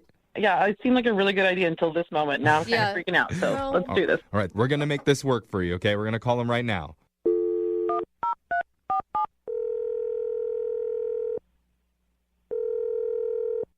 Hello? Hi, can I speak to Tony, please? Speaking. Is this number 8, Tony? Excuse me? Never mind. Sorry. He doesn't know. Yeah, okay. So, Tony, this is young Jeffrey from the radio show Brooke and Jubal in the morning. Young Jeffrey from where? Don't worry about it, actually. Forget it. Hi, Tony. It's not going to help you. Everything Jeffrey's saying is confusing. We're a radio show. Yes. Why are you a radio show and why are you calling me? We were hired by some people That a make while bad ago. decisions. Yeah. Don't ask us why we're a show. We don't have a good answer for you. But Barely a show. the reason that we're calling you is because we're doing something called the second date update. Have you ever heard of that before? No, I have not. Well, we're about to turn you into a listener. What are we talking about? Yeah. We're talking about the second date update. That's where if you go out on a date with someone and they're not calling you back, you can reach out to us to try and figure out why that is. So we're calling on behalf of a woman named Dee Dee. Dee Dee. Oh, okay. Yes, okay. So I'm on the radio right now. Yeah. Yeah. But more importantly, you went out with Dee Dee maybe a week or so ago. And she really likes you, and she wants to know why you haven't gotten in touch with her since then. So she had a radio show call me. Well, you weren't answering her text messages. Well, that's none of your business. Well, true. We're not trying to pry or anything. Dee Dee just feels like you guys had a real connection and your date sounded pretty awesome. Okay, well, what? She thought it went really well, you're saying? Yeah. Do you think it went well, or do you not think it went well? We want to know a little bit more about it so that we can help Dee Dee understand why she's getting blown off. Well, if you must know, I think it went well to a point. We went out to a museum. We walked around. It was a really relaxing date, I would say. Okay, so what changed? So I guess towards the end of the date, we started talking more in depth about, our personal lives and our backstories. And then at that point, kind of a big red flag came up. Well, she told us that she came clean about lying to you on her dating profile about being a yoga instructor. Is that what you're talking about? No, not that. That was perfectly fine and funny. Okay. A lot of people tell lies on Tinder, so that wasn't anything big. Not in comparison to what she ultimately did tell me, though. Can you share what that is? She seems like a pretty open person. I mean... Right. Well, I don't know what she told you guys, but so she's trying to become an author. Perhaps she's mentioned this? Yeah. She says she's not published yet, but it's like a dream of hers. So, she's writing, and it's very stressful for her, and she hasn't been able to really work or make much money for a while. Mm-hmm. But she said as of now, she's been covered financially due to the bus scam. What'd you say, the bus scam? Yes, the bus scam. What does that mean? Is it like some pyramid scheme where she's selling cosmetics at a bus stop? What is that? If only. It's a little more deep than that. She basically conned the city into giving her a settlement due to getting hit by a city bus. Wait, what did you just say? Like a lot of money then? She got hit by a bus to get money from the city. Yes, and she's been living off this for years now. You're saying she did it on purpose? Yeah, something like that. Wait, did she Hold on. Did she tell you that, or was she joking? That sounds like a big joke someone would say. No, it was pretty serious. I did ask if she was joking, but she said she was 100% serious. What? Jose's coming up with all sorts of ideas. What public transit do I throw myself in front of next? Ask her if it hurt. Yeah, 5:15 comes in 6 minutes, Jose. You better get down there. I'm out of here, guys. See Okay, you later. okay. I think. Wait a minute. Yeah, we need to ask Dee Dee about this. Dee Dee, did you jump out in front of a bus on purpose to make some money? She's on the phone? No. Wow, Tony, that is not how I told you the story at all. Oh my God. What? Hold on. That makes me First sound of like all, a psycho. I can't believe you're on the phone and you had a radio show call me to ask why I didn't call you back. That's psycho right there. Sorry, I think, Tony, that was on me. We shouldn't have hit you like a bus like that. We have them listening on the other line so that they can know what's going on. So Dee Dee's been hearing everything you said. But I need you guys to understand something, because this is the last reason I thought he wasn't calling me back. Because that's not exactly how it happened. Okay, first of all, I'm not like some scammer. I refer to it as the bus scam because I think it's funny that I happened to get hit by a city bus and get a settlement. It's kind of good luck as far as I can see. Why would you call it a scam? Because it's funny. I got hit by a bus. That sounds ridiculous. And not for nothing, in the artistic community, it's kind of everyone's dream. It's like winning the lottery. That's the perfect scenario. I got hit by a bus, but I'm totally fine. Well, it doesn't sound fine to me because I don't know if I could be with somebody who just so openly cheated the system that way. How did I cheat the system? I got hit by a bus. I didn't jump in front of a bus. I want to see the video. I don't know. But you pretended to be more hurt than you actually were to get a bigger settlement. Wow, I think you're making a lot of assumptions about me, Tony, especially considering I didn't even ask for alimony or anything from my husband. The last thing I am is a scammer. But I'm also an optimist, so I look at this as a positive. I think this is a way I got lucky, and it's a jump start for my career. Hey! Well, it sort of different from the way you told it to me when we were out on a date. How you saw the bus coming and you kind of leaned into it. What? Well, I was being flippant. I was bragging about getting hit by a bus, for heaven's sake. Oh, really? But did you lean into it or did you not? So, like, what's the true story now? Yeah, it's like she like Supermaned the bus. Yeah. Like tried to stop it with her shoulder. You lean into a baseball, not a bus. Honestly, I'm really glad that we did call him because I'm like, Tony on the phone on the radio is so different from Tony in the museum. I think you could say the same about Well, you, I'm not awful sandbagged on the radio, so sorry about that. So wait, Dee Dee, are you not interested in him anymore because he's accusing you of being a bus scammer? I can't believe he thinks that I would purposely get hit by a bus. Like, I only think you purposely got hit by a bus because you told me that you purposely got hit by a bus. I was exaggerating. Come on. I'm a writer. Oh my God, it's hyperbole, for heaven's sake. Tony, Were you in the middle of writing when you got hit? Well, maybe that's why she wasn't looking both ways. Her head was down in her paper. Oh, come on. Tony, this is a positive thing. Like, I see this as an opportunity for like a romantic love story. You guys could be the next Bonnie and Clyde, scamming city buses across the country, taking home millions. Tony, think about it. I see this as two people who hate each other currently. Honestly, if it were reversed, I would be dating him just for the story. Like, this is a really good story. It is, Tony, so you should really consider it. And if you say yes to going out on a second date, we will pay for it. Not just the dinner, but the bus fare, too. No, because then we're accomplices. Yeah, it's like a date scam now. She's scamming everybody. Yeah, not at this time. It was really nice meeting you, Dee Dee. And I know people say this all the time, but I really mean it. Try very hard not to get hit by a bus. Sage advice. Yeah, that's some great advice, Tony. Thank you. Everyone listening. If you really wished me well, you would say you hope I do get hit by a bus again. Oh, I guess. Let's play a game of good idea, bad idea. I love this game. Good idea, bad idea. Going out to get drinks and hanging out for a little while on a first date. Good idea. Good idea? Getting tattoos with someone on a first date. Bad. Bad idea. Beyond bad idea. That's what Kara did for her first date, and now the guy is not calling her back. Kara, how are you? Hi, I'm okay. How are you? I'm pretty good. Thank you for your email. Appreciate you wanting to do a second date update with us. Why don't you tell everybody what you did on your first date? I just have to say, first, I'm just a huge fan of your guys' show, especially Jubal. I'm like nervous right now. Really? Nervous? Sweet. Don't be nervous. Yeah. I'll go Okay. easy. I'll go easy on you. So your email said that you actually got tattoos with the dude that you went out with, who you want us to call. Was this something that you had planned, or was it a spur of the moment thing? We actually met and we decided to go to a movie.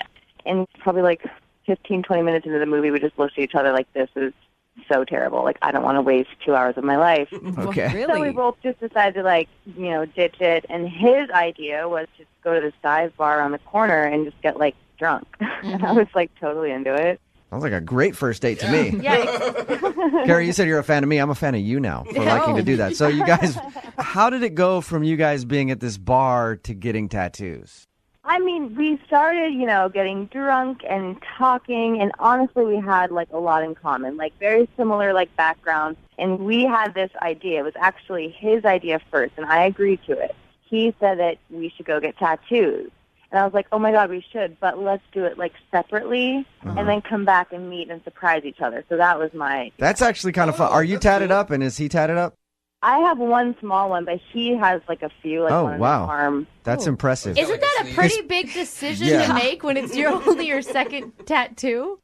I mean, after a few shots of tequila, everything seems like a great idea. Had you been? It's true. Had you been thinking about getting one for a while anyway? No. Oh God. Oh no. So you guys separated and went and got tattoos and then met back up, or did you go to the same shop together? We went to different ones. I just, like, Ubered over there. He went, I didn't even know where he went, actually. Then we both agreed to meet back, within the next hour or two at just the same bar. So you had to get like a small tattoo. Yeah, not anything crazy. a whole back piece done. Dragon. So what did you guys end up getting?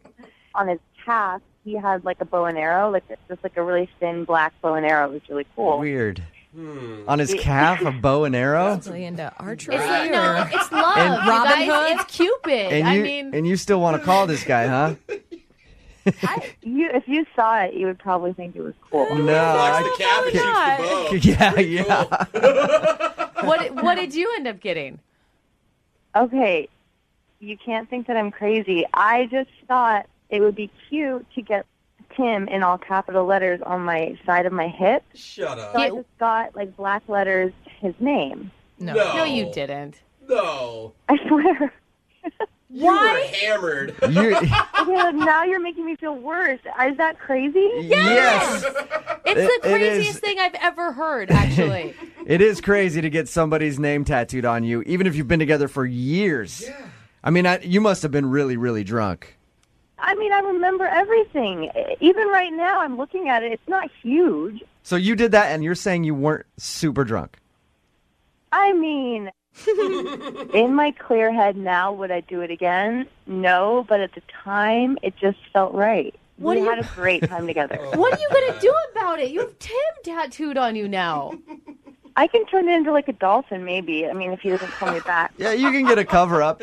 It's not like his name was super long, Or you just know? only date Tims from here on out. Yeah, that's you have two options: get a cover up or just start dating only dudes named Tim. Lydia is absolutely right. Now, if you would have showed me that, if I was on this date with you and you had Jubal tattooed on your hip or something, I would have ran out of there screaming. Exactly. Did he seem okay with that? I mean, he laughed at it, but we were both kind of sobering up, and he just kind of got a little bit more quiet. What did he say exactly? He just said, "Oh my God, is that like I thought we were just getting something funny?" And I was like, "That is funny." So I mean, he just got kind of serious after that. Yeah. So you think you scared him off by getting his name tattooed on you on a first date? Yes, but it's not my fault. Yeah, It's the tequila's fault. All right, Kara. Well, we'll play a song. Come back, call him, see if we can get him on the phone, and get your second date update, okay? Okay. Hey, don't go get anybody else's name tattooed on you while you wait, all right? Okay. All right, hang on. Moving 92.5. Brooke and Jubal in the mornings. Second date update. Kara, I wanted to congratulate you before we make your phone call for your second date update. Why? You officially have the craziest second date update story we've heard so far. In all the second date updates we've done, you have the title of the craziest. Oh my God, I'm so honored. Don't be. That's not a gold medal you want to have. Long story short for Kara, she went out with a dude. They got drunk, ended up getting tattoos at separate places. There was a fun little game they decided to play after drinking too much tequila. They'd get tattoos in separate places, meet up, and show each other what tattoo they got. She got his name tattooed on her. His name is Tim. Where is it on your body? It's on my hip on the side. So it says Tim on the side of Maybe your you hip. can like change it to a saying, like "Don't be timid," or Or add an E to it, Yeah. you know, and then is precious after it. Time is Yeah. precious. That would be a perfect tattoo to have on your hip. horrible. Yeah, I don't regret it. Yeah, it doesn't sound like she regrets it. And I respect that. Yeah, Hey, Kara, exactly. Kara, as a person who has a few terrible tattoos, I respect that, okay? I have a tramp stamp, and I'm proud of it. Not really, but I have one. I know. So. You get it, right? Yeah, I You get it. You know, at least you have the story to tell. Oh, That's what I say know. with all my tattoos. At least I have a memory behind It's it. funny you can relate to her so Yeah. well. I know. with all your crappy tattoos. Yeah. Yeah. Kara, we're kind of kindred spirits here, okay? Oh my God, I think so too. Okay, well, I'm about to dial the phone number you gave us, see if we can get Tim on the phone and get your second date update. Are you ready to go? Yes.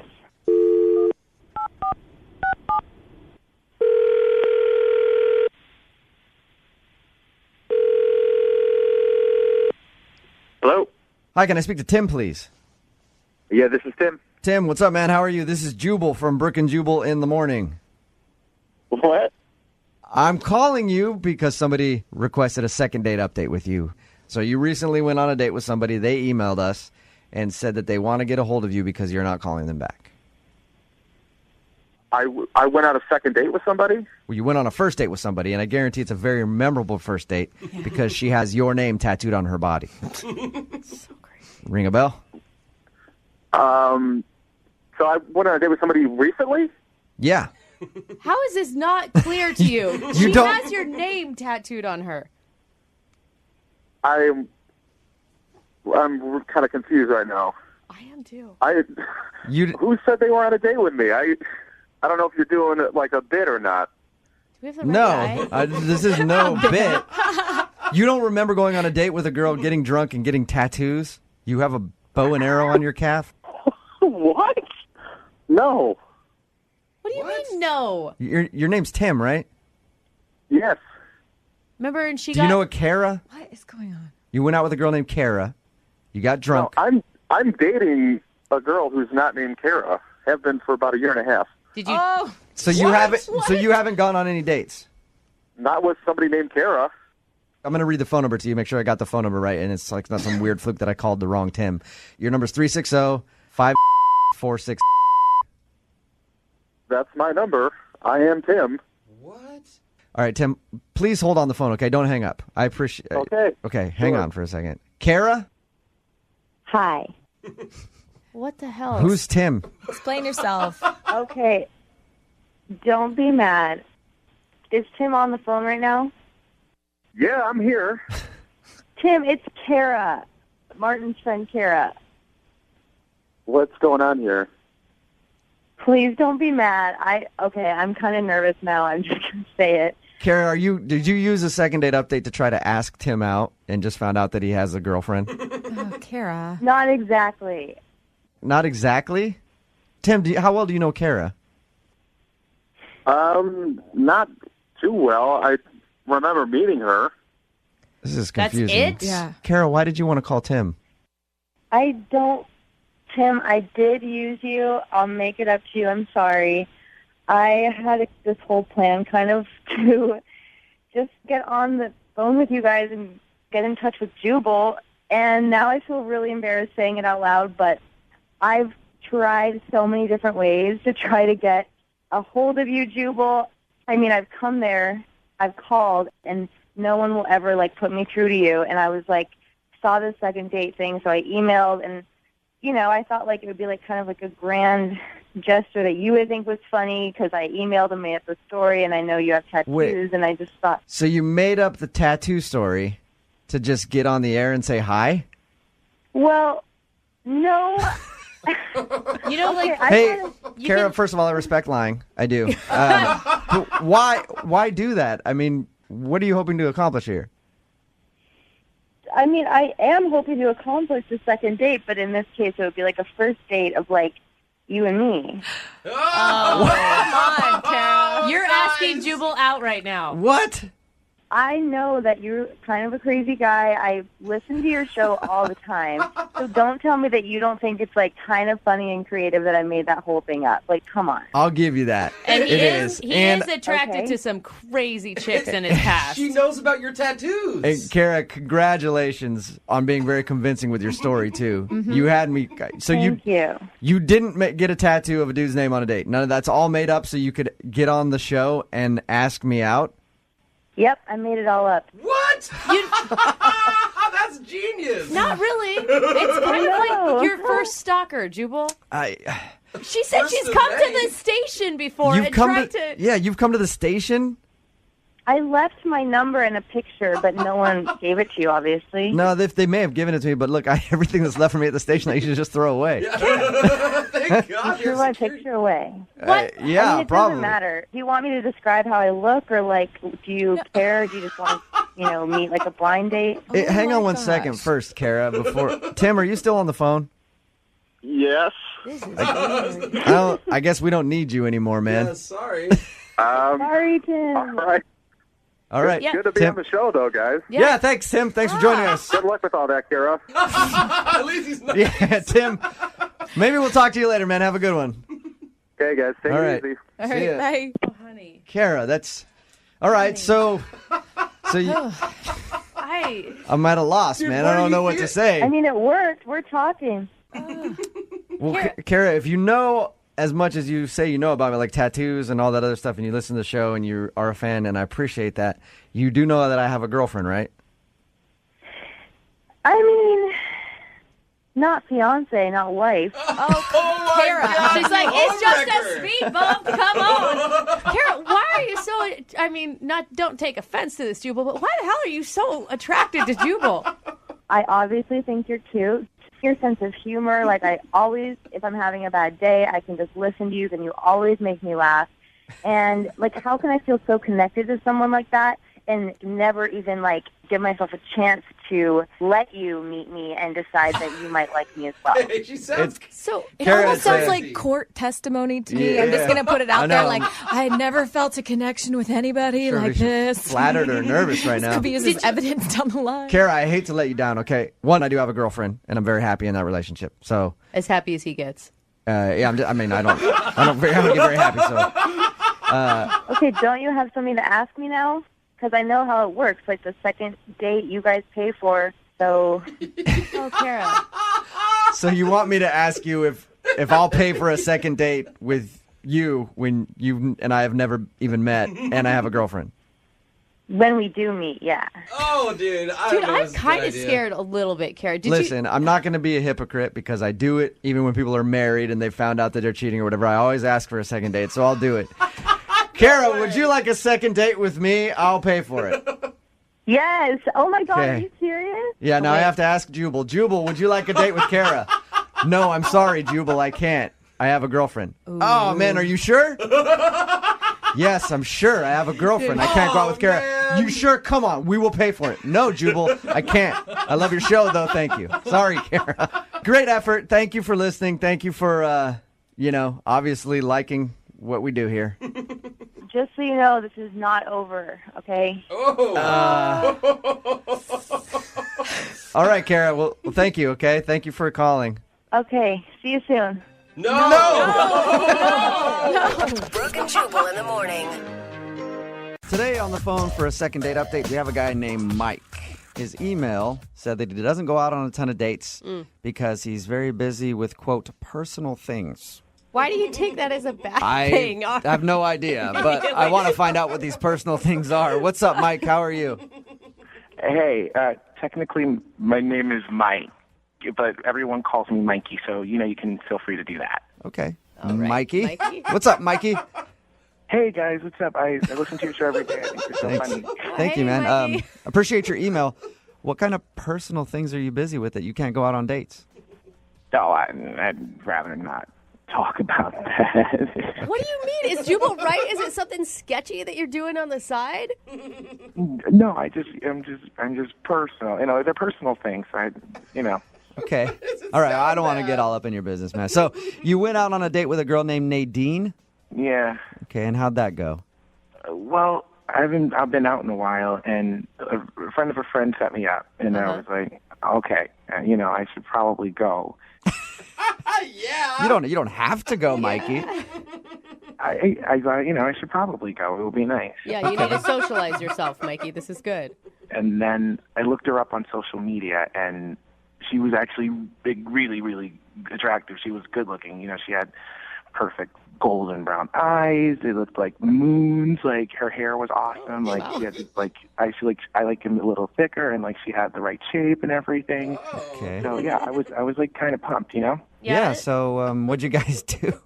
Oh, we went out to a restaurant and we ate food, and I ordered a Salisbury steak, and it was like okay. Where'd you go to that Salisbury steak? It was like Denny's? I don't even want to say the name of the place because it was so bad. It was like dry and like stringy, and like it was really it was not good. How are we concentrating on a Salisbury steak right now when we're trying to talk about your date? I know nothing about this girl or how it went that night. Oh, well, she ordered a Reuben sandwich. And No, we're not wondering what food she ordered. Mikey, we're trying to ask you like how the date went, not necessarily all the particulars on the food, although I am still interested in Salisbury steak. I don't know where you get that. Oh my gosh. Okay, on the actual date, we just talked. Like, I don't remember what we were talking about because, she's pretty. There's a lot going on, I'm not, you can't really remember a lot because, I was just looking at this girl, kind of nervous. Were you engaged in the conversation, or was she just talking at you and you were just staring blankly back at her? No, it was going good, I think, and I was talking to her about this thing that I do. My friends and I find funny. I told her that I could do like cartoon voices. Oh yeah? You pulled that What out kind of of voices do you do, Mikey? I know this. Well, the one that I did for her at the restaurant. Do you guys know Patrick the Starfish on SpongeBob SquarePants? Oh, yeah, everybody knows Patrick. Yeah, I was at the table and I like did Patrick for her. I was like, please pass the salt. I need some more salt on my stuff. Okay, did you preface that with anything, or did you just start going into Patrick? I just thought that she would get what I was doing. It's a good Patrick voice. Like, why wouldn't she get it? It is a pretty good voice. Did she like it? Did she laugh? I mean, she was like, yeah.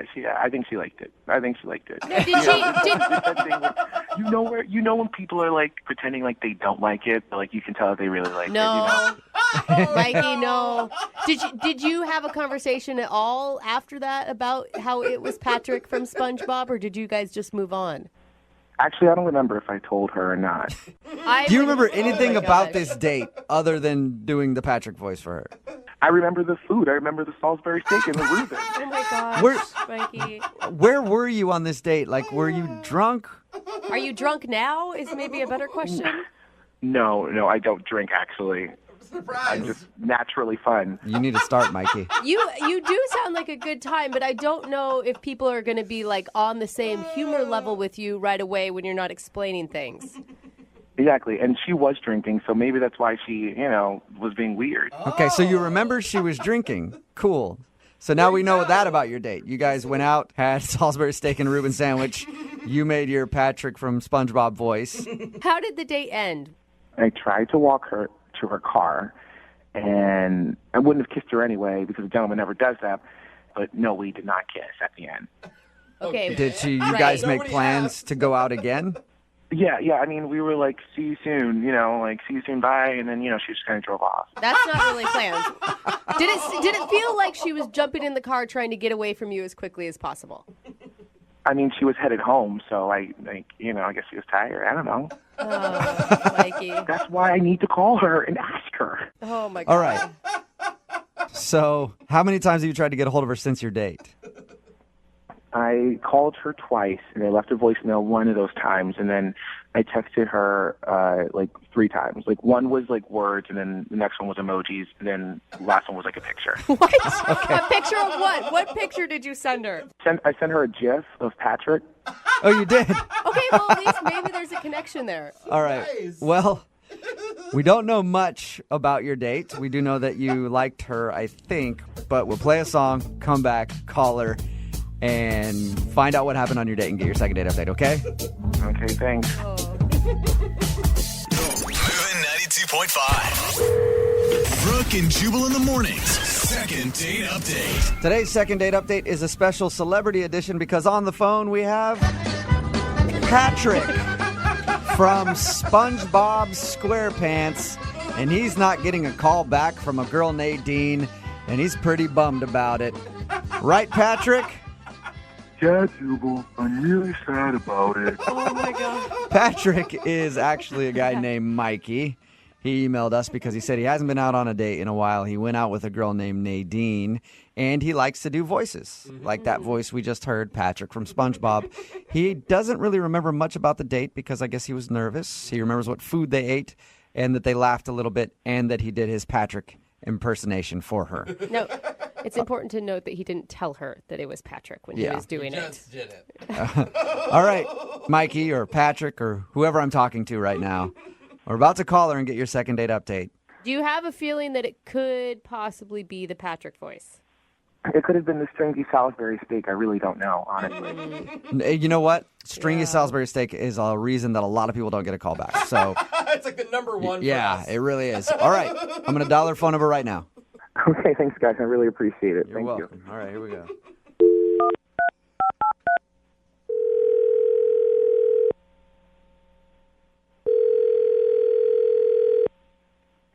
Hello? Hi, is Nadine there? Yeah, this is she. Hi, Nadine. How are you? My name is Jubal, and I host a morning radio show called Brooke and Jubal in the Morning. What did you say this was? My name is Jubal from Brooke and Jubal in the Morning. It's a morning radio show. You ever heard of it? Oh, yeah, I think so. I think I have a few friends that listen to you guys. That's cool. Have you ever heard us at all? No, I'm sorry. That's all right.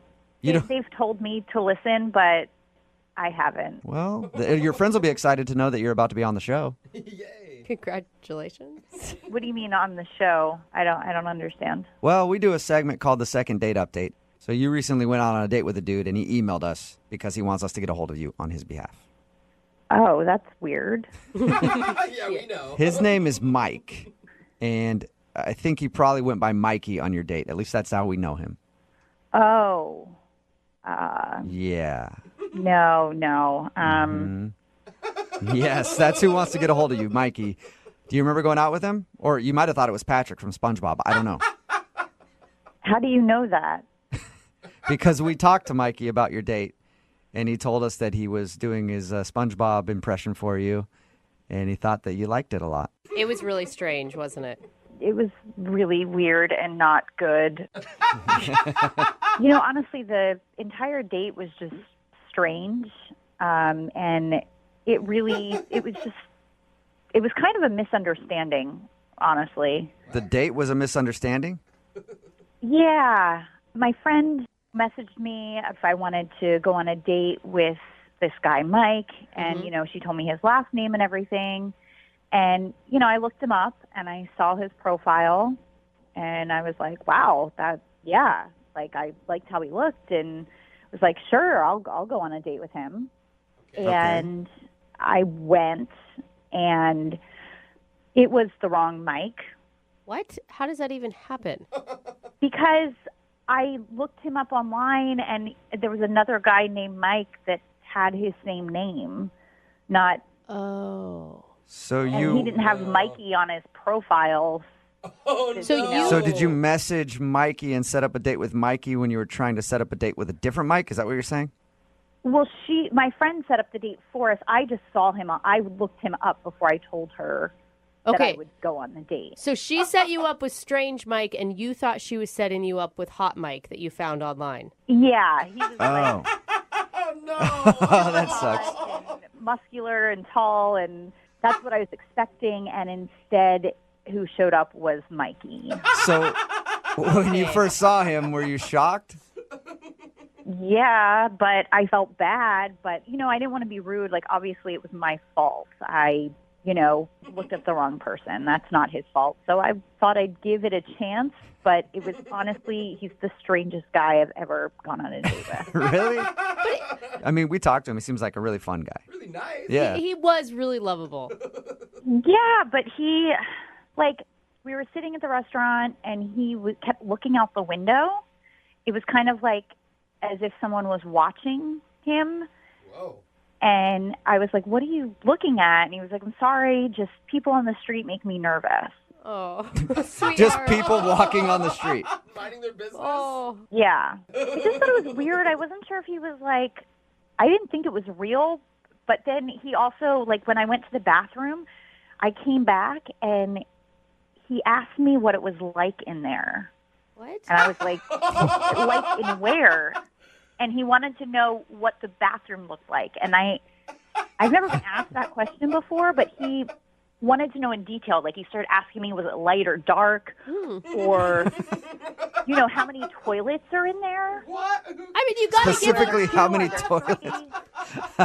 And how many toilets were there in there? Just curious. I don't remember, 4? I don't know. But you can see, I'm always interested in how the men's room looks compared to the women's room. Really? I'd say, I don't know. Yeah, but you don't ask it on a first date. But he's nervous. Well, that was the thing. I couldn't tell if he really was nervous or this was how he jokes with people, And then he started doing those impressions. It was this SpongeBob thing. It's really not a bad Patrick from SpongeBob, is it? On, I think. Whatever. I mean, if you guys say it is, I'm sure it is. I don't watch the show. I don't know.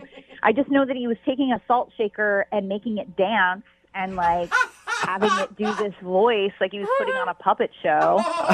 And that's awesome. I just had to get out of there. It was weird. I don't know. Maybe some girls are into that, but that's not for me. This sounds like the weirdest date you've probably ever been on. It is the weirdest date I've ever been on. Okay. Yeah. Well, this might be weird for you too then, because he's actually on the other line listening to this conversation and wants to talk to you. What? Yeah, hey, what's up?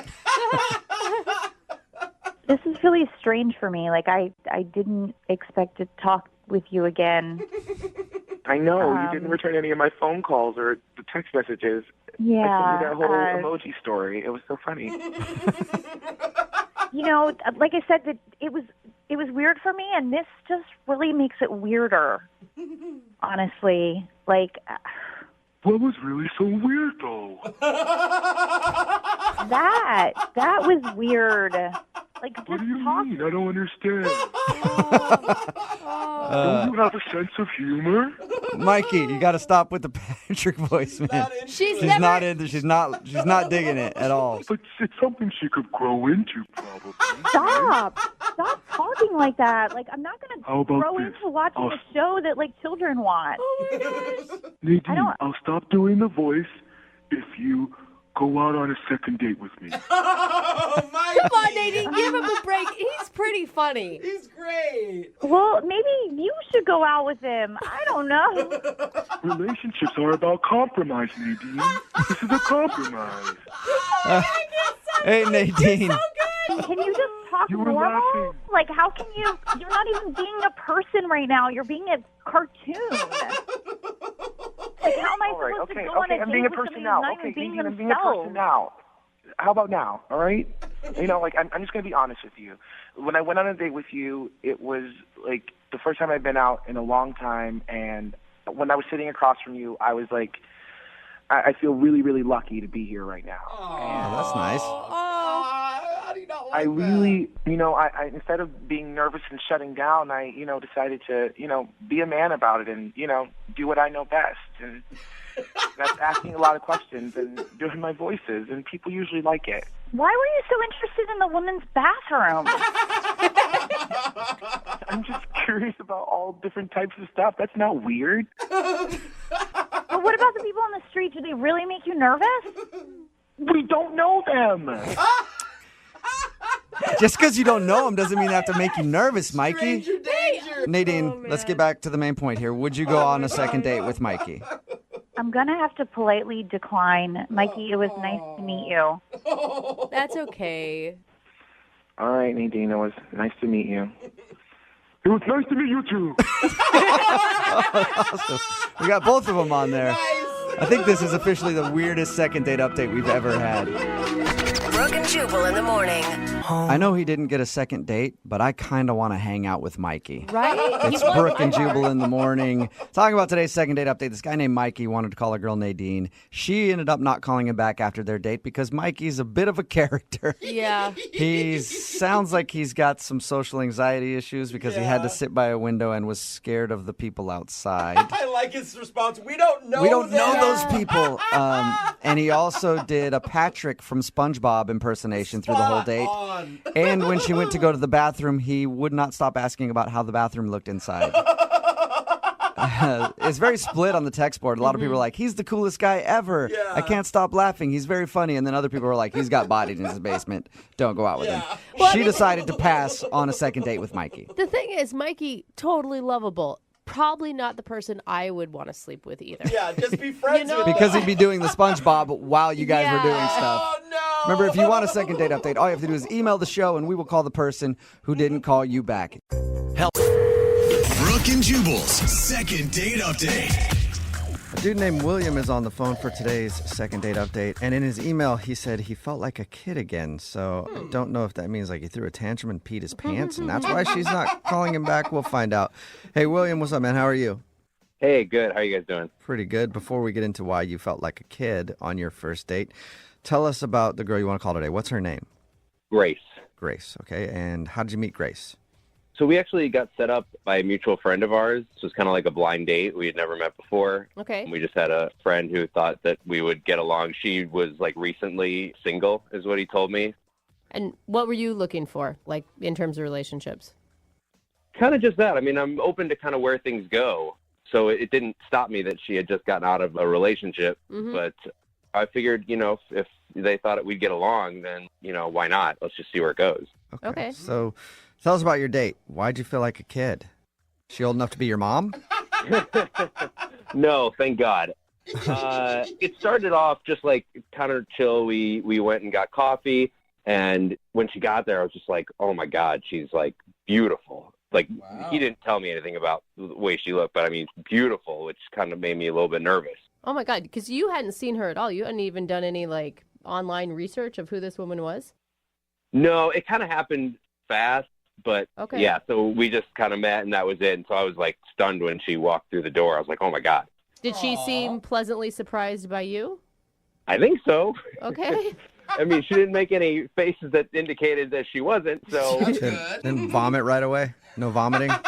no, nothing, nothing that bad. But I mean, she smiled a lot. Like she laughed at a lot of stuff that I was saying. So like, I could tell that she was into me and like I was into her. So the reason I said I felt like a kid is because we went for a walk afterward. Is like the sun was going down and we were walking through this park and we passed by like a playground that nobody was on. There weren't any kids on or anything because it was at night. But we looked at each other and we were like, this would be fun. Let's go like play on the playground together. Yeah. And she seemed really excited about the idea. And it's been a long time since I've like been on a swing or anything. So we went over there and just like played around for a while, which was really fun. That's kind of cute. Was that the end of your date as you guys were playing, then you went your separate ways, or what happened next? No, we played, we kind of did, for a little while, but kind of got over that. And then we just kind of laid down, like there was, it's like one of those old kind of like merry-go-round sort of things that spin. Yeah. And we were there for probably a couple hours. Wow. Just like talking about, like I never imagined in this first date, like we'd get in, but I mean, we talked about everything. Like it got really deep, which was, it was cool. Right. And then it just like, it went on, and we like lost track of time. And I looked at my phone, which I didn't look at the whole time pretty much, and realized it was like midnight. Oh my gosh. Yeah. You're on a park at midnight. You got to get out of there. It's about time for the crackheads to show up, Yeah, I know. 2 grown adults in a park at midnight is probably not a good look. Yeah. But no, she just, so she's like, oh my God, I can't believe it's midnight. And so I walked her back to her car, and I realized afterward I probably was a good place to kiss her, but I didn't. Okay. But we, made it to her car, hugged goodbye, and she left. I asked her because it was so late. I was like, can you text me when you get home?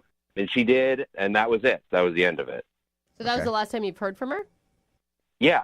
So when she texted me back that night to be like, yeah, I got home safe, that was the last time that I heard from her. And I've texted her. I left her messages.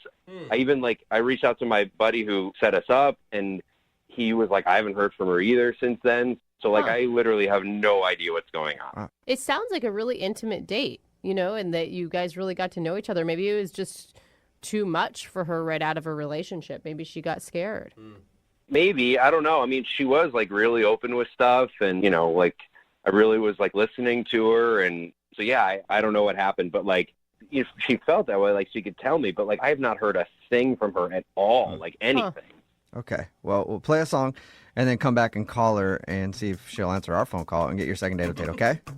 Okay. Thank you. All right. Hang on. Moving 92.5. Brooke and Jubal in the mornings. Second date update. Right in the middle of today's second date update, and if you missed the first part, William wants to call a girl named Grace. They were set up on kind of like a blind date. Everything happened quickly. He didn't even see her before they went out. They met for coffee and then ended up hanging out at a playground until midnight, and he felt like a kid again. He said it was awesome. The one thing he does regret, though, is that he didn't kiss her at the end of the night, and now he's not getting a call back, and he doesn't know why. Will, I'm thinking maybe it was the kiss thing. Maybe you should have kissed her. Yeah, I thought about that. I feel like maybe I had a chance to do that, and I didn't, and now I regret it. But then I keep thinking about everything. I want to know what it is. If I did something or said something to her. If you were to kiss her, what would it sound like? What? What are you? You want to hear what his kiss sounds like? Yeah, William? I don't know if I want to do that. Oh, come on, just a little sample. No. Why? What does a William kiss sound like? What is the point? That sounds normal. Okay, that's a good answer, I don't know what William. a normal and kiss I sounds am like. sorry. No, this is not. I know you don't. Just All keep right, imagining. William. Okay, you have your fantasy. Okay, I'm gonna dial her phone number right now. Are you ready? Thank you. Yeah, no, I'm ready. Anything to stop talking about my kissing sounds. All right, here we go.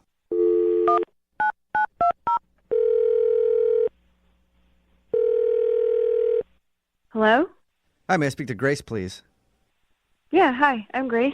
Hi, I'm Jubal from Brooke and Jubal in the morning. Okay, hi. Hi. She's like, I don't know what that is. Who is this again? Jubal from Brooke and Jubal in the Morning. It's a radio show. I mean, we're people, but we are on a radio show. Oh, okay. Why are you calling me? I'm calling you because we got an email about you from somebody who listens to the show. His name is William. William. He likes coffee and playgrounds. God, you make him sound weird. What's going on? We do a segment on our show called the Second Date Update. That's where if you go out on a date with somebody and then don't call them after, they can email us to get you on the phone and find out what happened. So William emailed us about you. He said that you guys had a great date and now you're not calling him back. Oh, this is really awkward. You're telling me. I'm on the radio? Like, people hear me right now? Yeah. Maybe. If they're listening, they will. Yeah. You don't have a lot of them, but... This is really... Okay. He said a lot of really lovely things about you, and your date sounded actually pretty magical. Yeah, I mean, it was a nice date.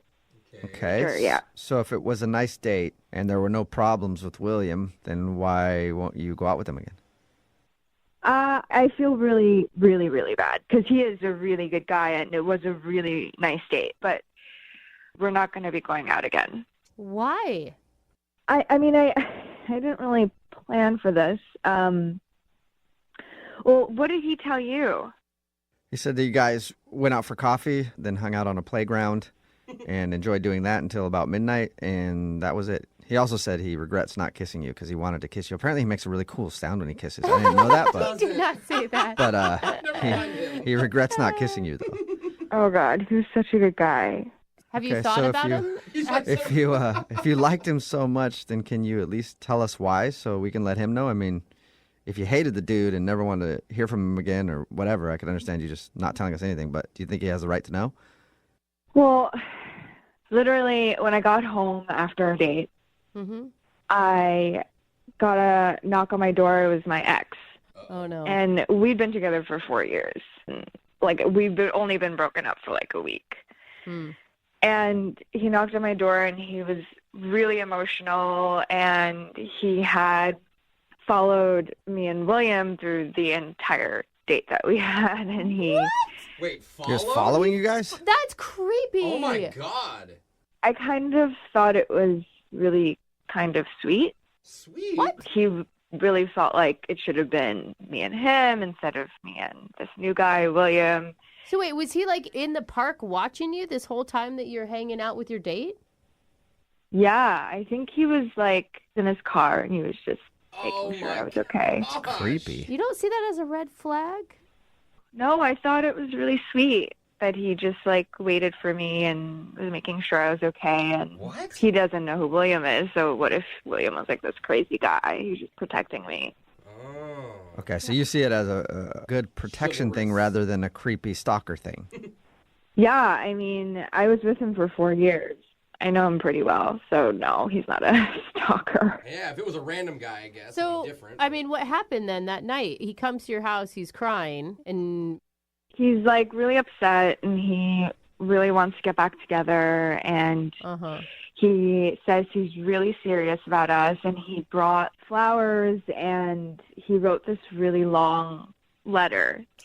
And I was just really overwhelmed and he was saying that he regretted cheating on me and he shouldn't have done that and he was apologizing and So that's why you guys broke up. yeah. Okay. He cheated once in 4 years. Well, you shouldn't cheat once. in Yeah. I mean, I 30 think years. I think one time for a lot of people is too much, but you get one every 4 years, I guess? Yeah, but it was like the girl was kind of shoving herself on him. Like she's like a really big flirt. Oh, yeah, so it's her fault. Okay. Got it. Okay. So wait, you're defending him a lot right now. Well, yeah, because he's a good guy. I've known him for 4 years. He's not like a stalker, and he's not a cheater. Like he's not like serial. Except cheater. that one time. Except that one time. I mean, he did then both he of did those stalk things, but that doesn't make him those things. I mean, he's just emotionally like overwhelmed. That's why he followed me, and like we were having problems in our relationship, and this girl was just like shoving herself on him. So Okay, so are you saying that you don't want to go out with Will again because you're getting back with your ex? yeah, I I can't give up on my guy, you know? Oh, man. William and I, we really had a great time. But I've only been single for a week, and I've been with my guy for 4 years, and, you know, we're really serious now. So Okay. I have to give him another shot. Okay. Why don't you tell Will that? Because Will is actually on the other line listening and wants to talk to you. Will, are you still there? Yeah, I am here. Grace meet Will. Will meet Grace. Will and Grace. Oh, yeah, Sounds like a TV show from back in the day. Yeah, hey guys. I'm so sorry that I sort of dropped off, but I just didn't know how to handle the situation. I'm really embarrassed, and I'm so sorry. Yeah, I mean, I get that. I mean, that was a rough way to hear that stuff. Yeah, I also didn't plan on being on the radio. I didn't even know you were listening. Yeah, but I texted you like a lot, and I called you and left messages, and like I didn't know what to do, and then like to find out that like that's what happened that night after you left, and like that's why I haven't heard back from you. Like I don't know, man. I know.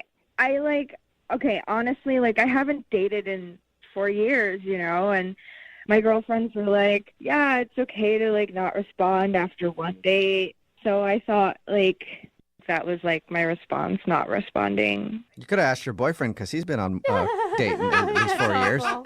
I mean, yeah, like what is the deal with this guy? Like honestly, he cheats on you. Like it sounded like it was a bad point in your relationship, and like you felt good about breaking it off. Once. It was like barely anything. I just like really reacted impulsively. But just for the record, like if it was you and I, like I would never cheat on you. I mean, think of like it took this guy cheating on you and you breaking up with him for him to like open up to you the way that you and I did the very first time we met. Like, don't you feel like we had like something like really special that is like not like this other guy? Way to fight for it, Will. You know, I've been with him for 4 years, and he's a really good guy, and we definitely had like a connection, but we had more than a connection. I mean, like, 4 years. I mean, hold on. Did you tell him that we were going on a date? Like, is that how he knew where we were, or did he just like find out on his own? I mean, I guess I told him that we were going on a date, but it wasn't like a weird thing. Like it was, I just was telling him what I was doing that day.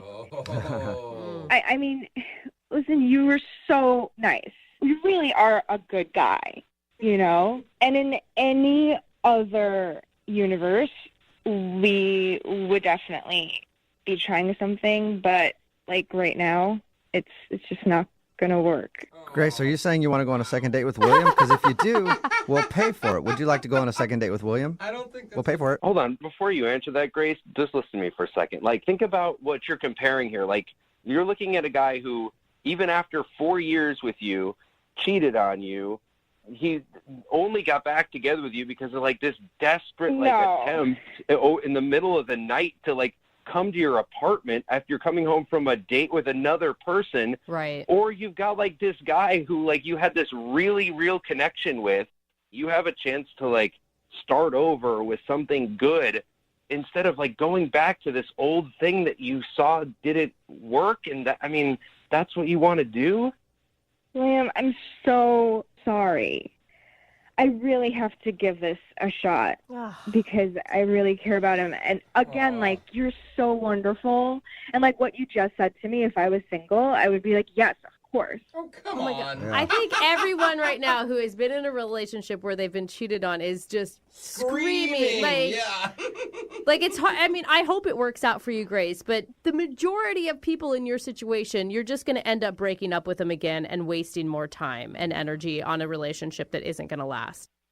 That's your opinion, and you're entitled to have that, but I know him, and I have to give it a shot. All right. Okay. Well, sorry, I've been Will. there. I get it. Sorry, William. No second date. Maybe start cheating on women, and then maybe you'll get some more dates. Okay, Will? I might as well.